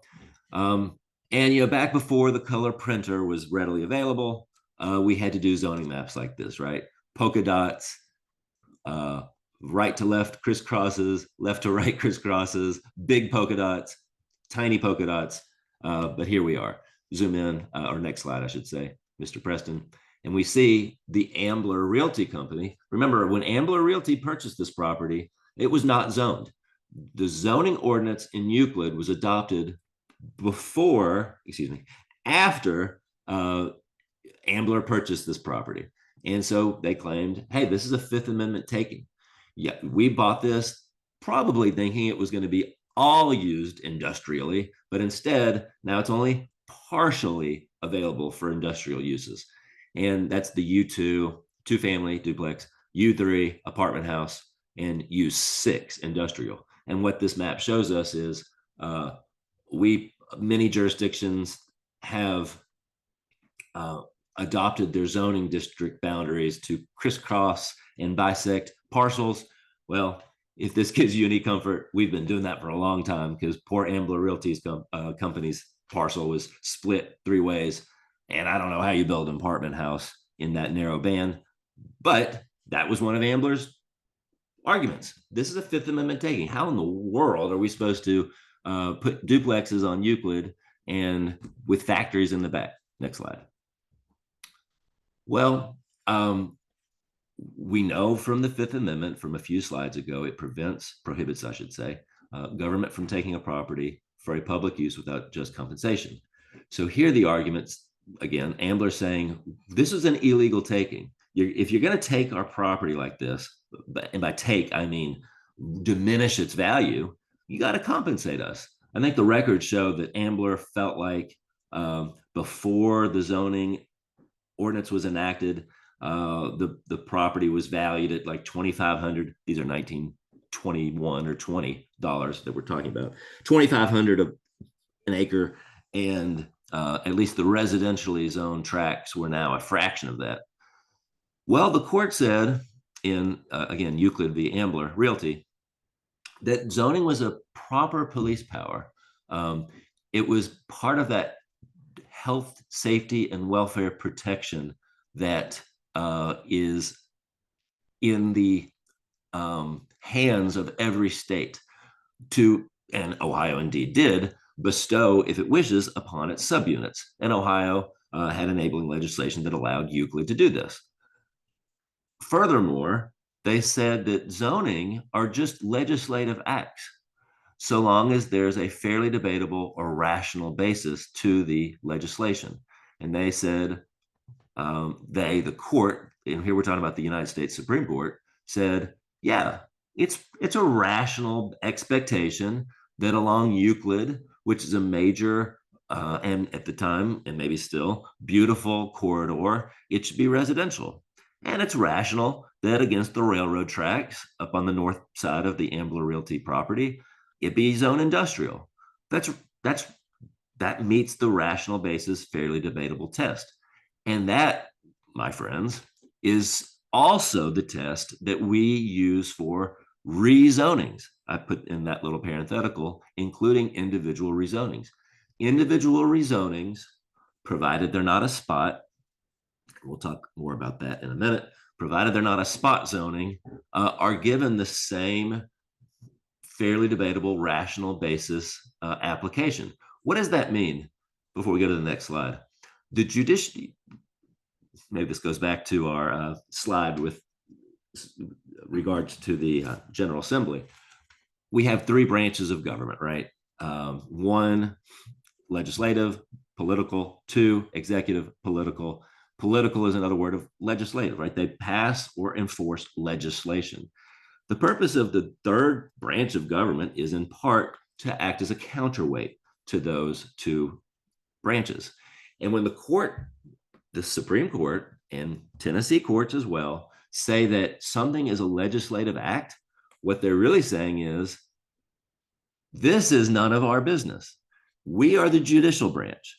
And if something is a piece of legislation, unless it's unconstitutional, it's a piece of legislation. We have no business interfering in a piece of legislation.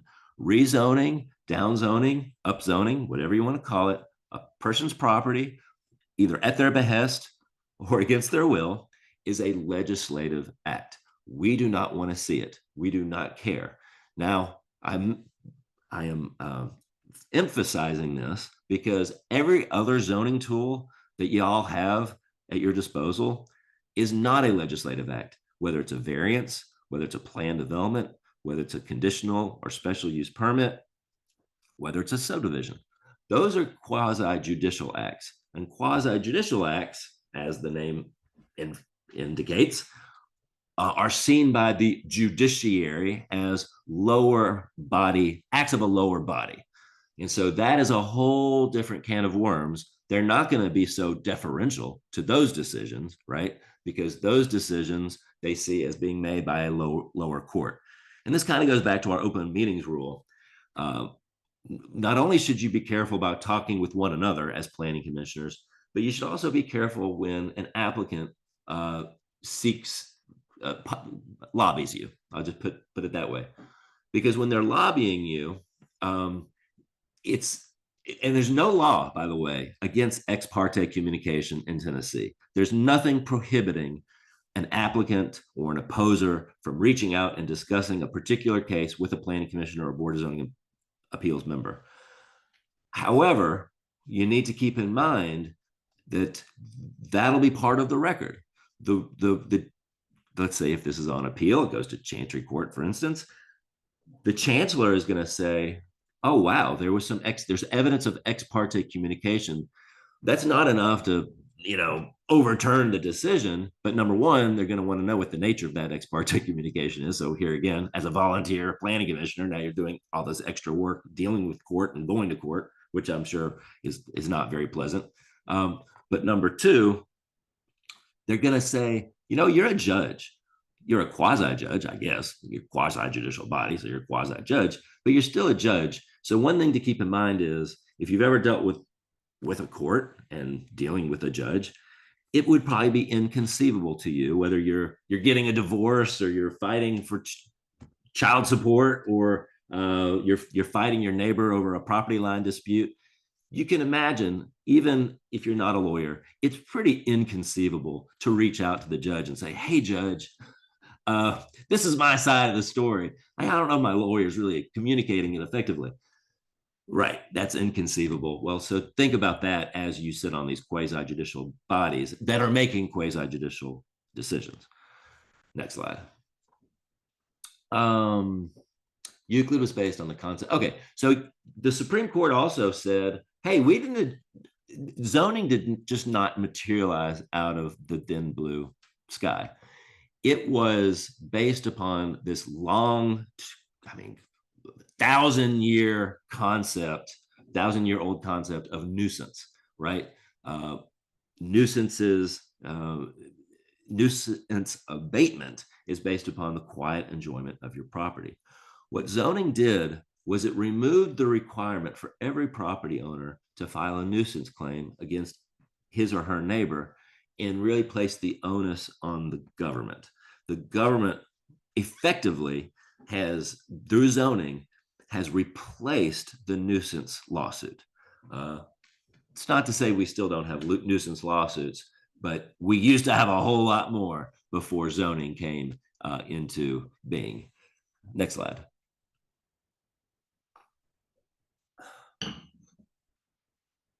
Next slide. Okay. Now, what about compensation?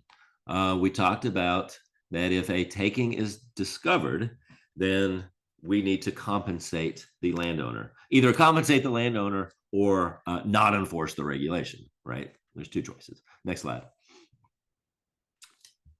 So that takes us to a case from the Supreme Court of California in the infant days of zoning, and specifically retroactive zoning.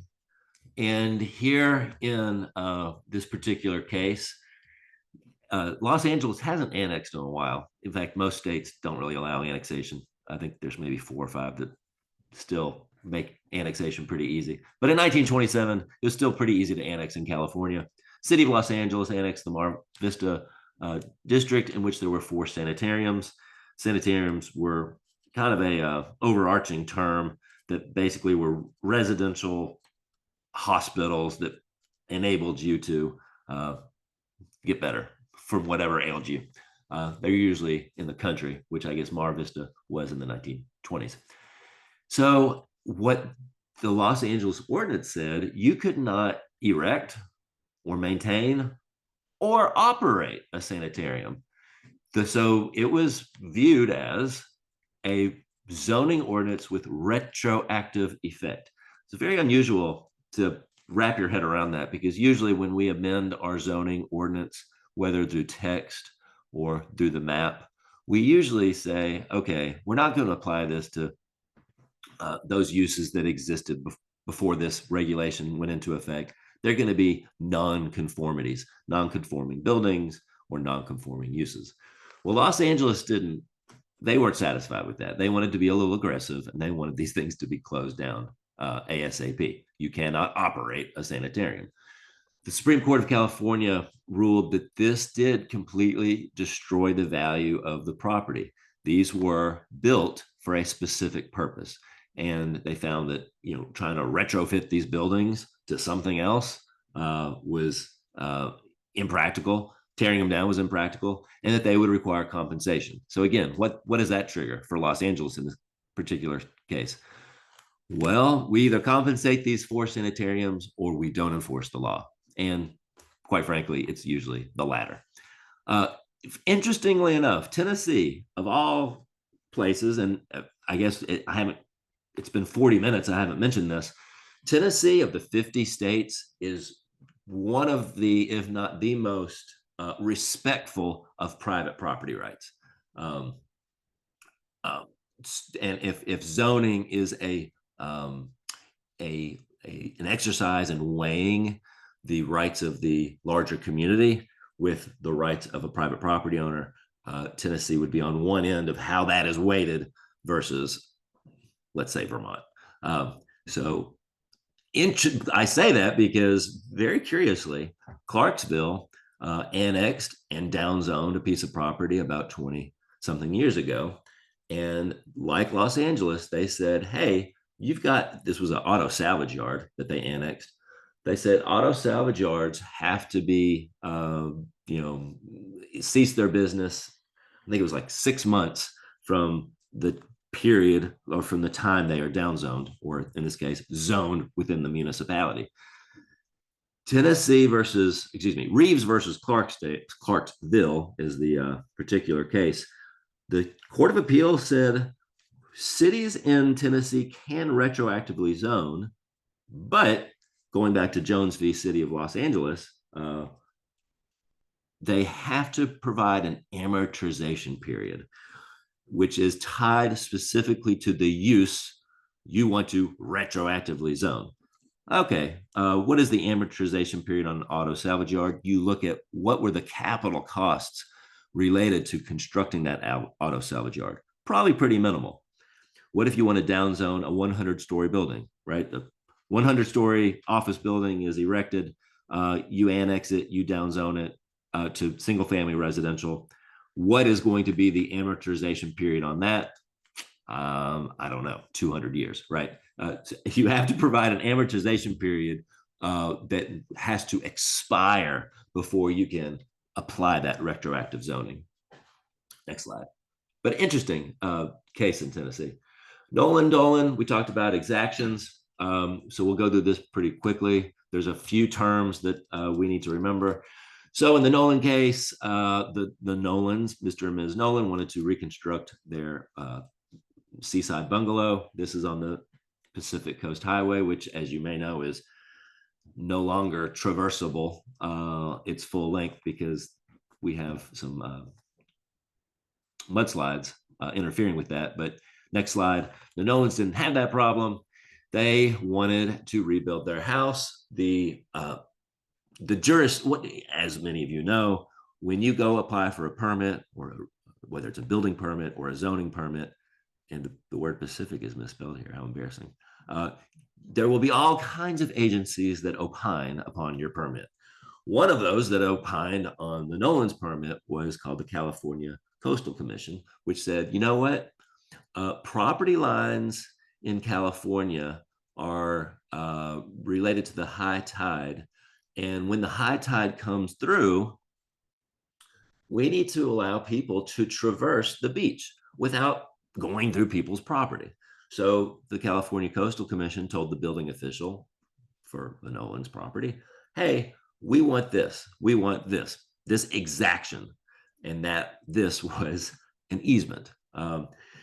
This went all the way up to the Supreme Court, and the Supreme Court said, next slide, that there was no nexus. There was no nexus between the reconstruction of that bungalow, that seaside bungalow, with the exaction in question, the easement along the Pacific coast. Pacific coast. The Coastal Commission said it was going to create a psychological barrier, right? Because you can't see the ocean from the Pacific Coast Highway or the public right-of-way. The Supreme Court said, again, what does that have to do with the easement you're asking for? You're asking for a beachside easement so people on foot can traverse the beach. It has nothing to do with the psychological barrier between the Pacific Coast Highway and the Pacific Ocean. So what we learned here is there has to be a nexus. When you, subdivisions is probably the most common example.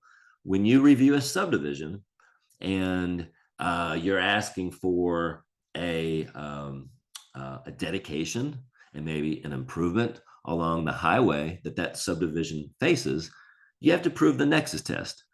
And that's a pretty easy example, right? Because this 10-lot subdivision that we're talking about will increase traffic along the highway.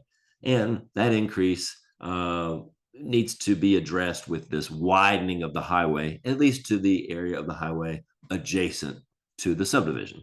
Okay, next slide.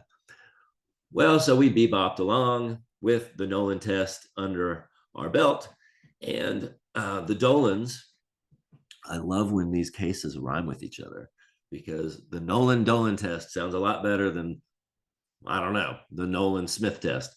So the Dolans, they own an A-Boy store in the city of Tigard, Oregon, and they say, hey, we're going to expand the footprint of our store.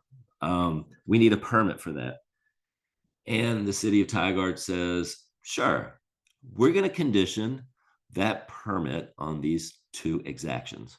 Exaction number one is an easement along the Fano Creek. Hey, we've got problems with the Fano Creek. It floods every once in a while, and we need to get onto your property to rebuild its embankment, provide for whatever other erosion control methods, and we need an easement to do that. Condition number two is another easement. We're also trying to get more pedestrian and bicycle activity in downtown Tigard. And so we're going to need condition number two, exactment number two, easement number two, a pedestrian bicycle easement along the Fano Creek.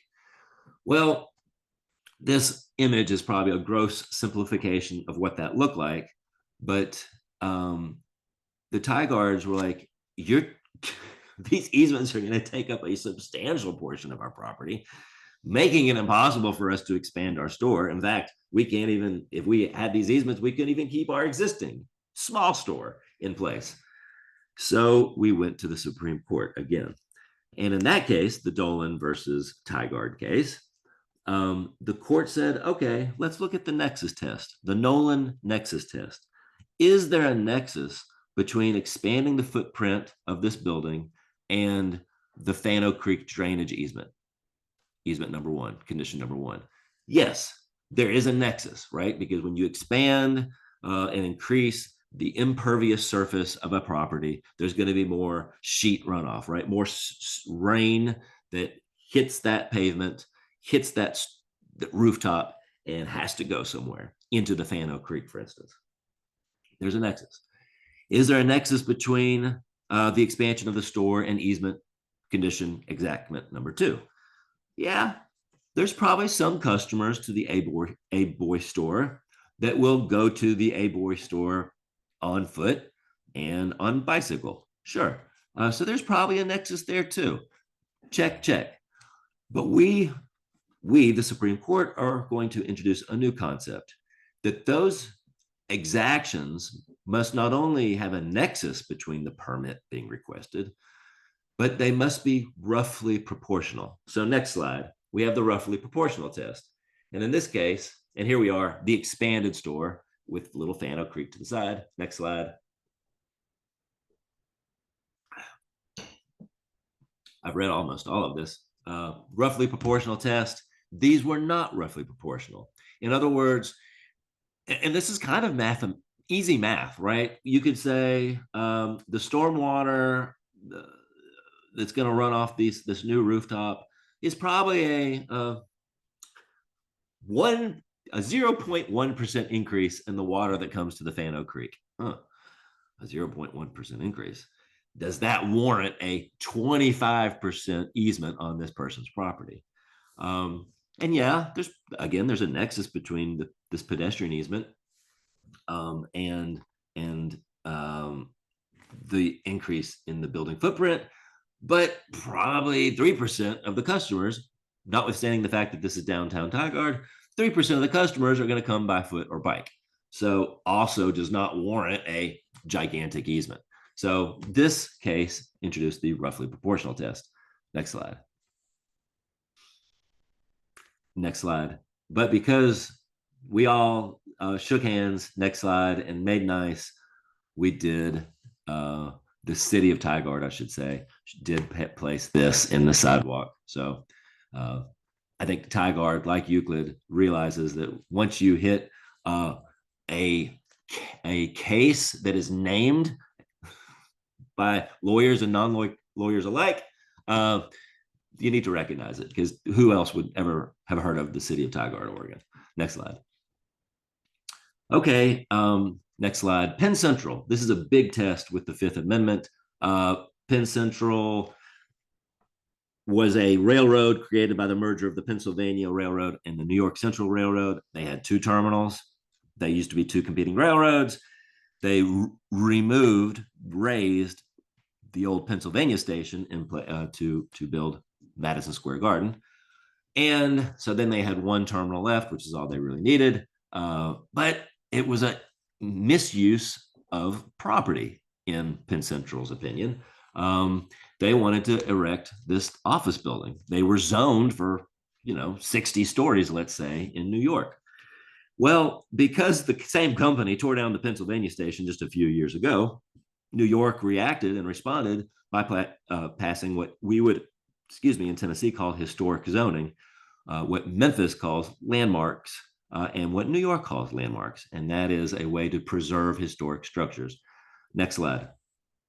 Well, Penn Central introduced a three-pronged test to determine when a regulation becomes a taking, right?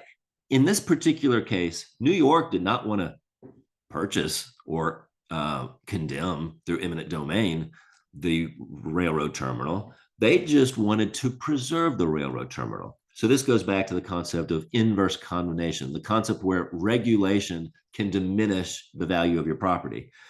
Euclid v. Ambler went under the old test, which was a Pennsylvania Coal versus Mahon test, which is a 1920s case.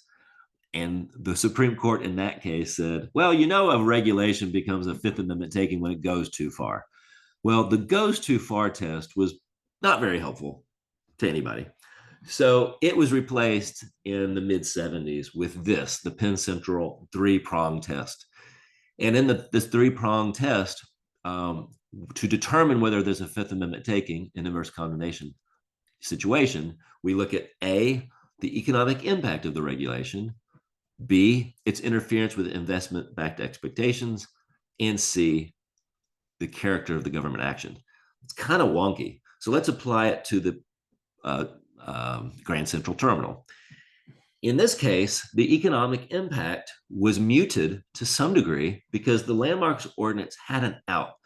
It realized that if you're preserving a one-story, or in this case, 4 or 5-story building, but the zoning allows 60 stories, that you need to make the property owner whole, particularly in downtown, Midtown Manhattan, right, where there is a robust market for verticality. So the landmarks ordinance did stipulate that you could sell those extra floors. Again, let's just say The zoning in New York right here allows for 60-story buildings.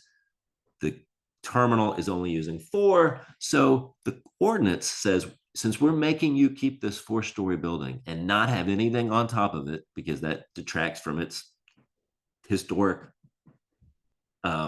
character, you can sell the 56 extra stories to people within X feet of the property.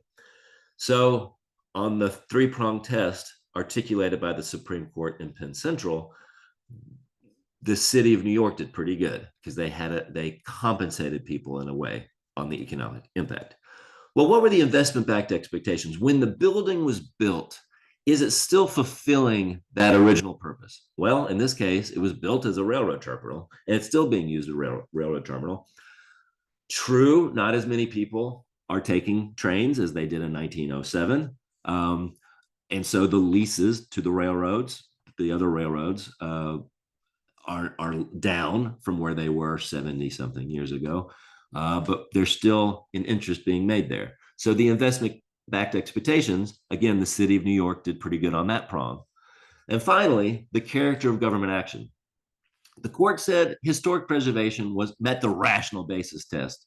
But think about if the character of the government action was to, let's say, remove the building, get the building out of here, because we're trying to prevent an environmental catastrophe. We're trying to prevent this building from being inside a marshland. And every time the marsh eats it up, insurance has to rebuild it or government has to rebuild it. If it's nuisance abatement, guess what? Those first 2 prongs can be only lightly touched upon or barely met. If the character of the government action is to do something very crucial in the health, safety, and welfare realm, then the other 2 prongs don't need to be met as much. But here, historic preservation was deemed as a rational function of government. So in this case, and I think it's a good application and way to remember the 3-prong Penn Central test, is that the city, the regulator, did so well on all 3 prongs. Next slide. I mentioned this, Pennsylvania Cole v. Mahon. The old rule was there's a 5th Amendment taking if the regulation went too far. Well, okay, apply that on a case-by-case basis. Not very useful. Next slide. Next slide, Penn Central. I think Ian's going to share this with everybody, but we have, Ian, can you hear me and can you talk? We have 4 minutes. Do we have 4 minutes or do we have 8 or do we have 2? We have 4 minutes. Okay, then let's skip this stupid case. There's better cases. Okay, sure, sure. But it will be on the exam. Yeah, this is great. How much more do we have? It'd be great to have at least 1 or 2 questions before noon, since I did promise everybody noon. What do you think? That sounds great. Let's do questions. Okay. I purposely put the important stuff at the front because I don't know if I over-explained, but I wanted to make sure that those main points were communicated effectively. It's great. It's great. And yes, we will be providing this presentation. Okay. Josh, what we've done so far is, if you before we forget, put your email in the chat, and others can, because we won't get to everybody's question. Maybe there's only one, but in the moments we have a comment in the chat pod about restricting right to gather for transportation related, which I thought was kind of interesting. I'm going to read it right now. Robert says, I've always wondered if the right to gather extends to choosing the mode of transport. If someone builds a building that only has a vehicular access and someone doesn't have a car, did that just restrict my right to gather there? Goes on to say about the interstate and how it does restrict a right for pedestrians to gather there by use. But is that something that you might be able to comment on from a transportation perspective? That may not be your area of expertise, but. No, I've never heard of the right to gather. I'm intrigued. I'm going to look that up. But I would say it also maybe more importantly, affect the Americans with Disabilities Act. Mm-hmm. But now I'm curious. I like learning, even on a Friday. That's true. The ADA accessibility too. Great. Well, I'd love to know more about that topic as well. Thanks. I see your email in there, Josh. Michael asks, is there a video link you can share that better explains our limitations related to open meetings? Video. This one? I don't know. Yeah. Michael, not sure about that. Perhaps you can follow up individually with Josh and put your heads together to do some research. I'm a gun for hire. So if you want me to do a presentation with your planning commission, let's rock and roll. Okay, everyone heard that from Josh. He's willing to do presentations for your planning commissions. That's great. I'm gonna switch over to the Q&A. I think that's all I'm seeing. We're almost at time. Josh, I think we'll call it there. We'll make your presentation available to folks. You've got your email in the chat. This is also being recorded as a reminder. Any concluding thoughts to our audience, Josh, before we let everybody go? Thank you. To the degree there's planning commissioners and boards of zoning appeals members. I just had a board of zoning appeals case Wednesday, and it didn't turn out so well. But in the end, I'm thankful for the fact that people volunteer their time for these boards and bodies. It's a great service that I think is underappreciated by the citizens of Tennessee. So thank you all, and also to the planners who are almost universally undercompensated. So thank you all. Right. Thanks for that. Yeah. Ditto. Thank you for all your service. Okay. Well, we're at time. Look, we got out of there right on time. Sorry to cut you short, Josh, but thank you for the presentation as always. I've enjoyed being in touch for you being a resource for TAPA. All right. Well, everyone have a great day. Again, my name is Ian Preston. I serve as the president of the Middle Tennessee section for TAPA. If you're interested in getting involved and being a part of some of the programming you've seen, get in touch with me. Otherwise, next year we'll have some in-person events. The TAPA Fall Conference will be in Middle Tennessee, so stay tuned for more updates there. On behalf of TAPA Middle Tennessee, thank you for joining, and have a great weekend.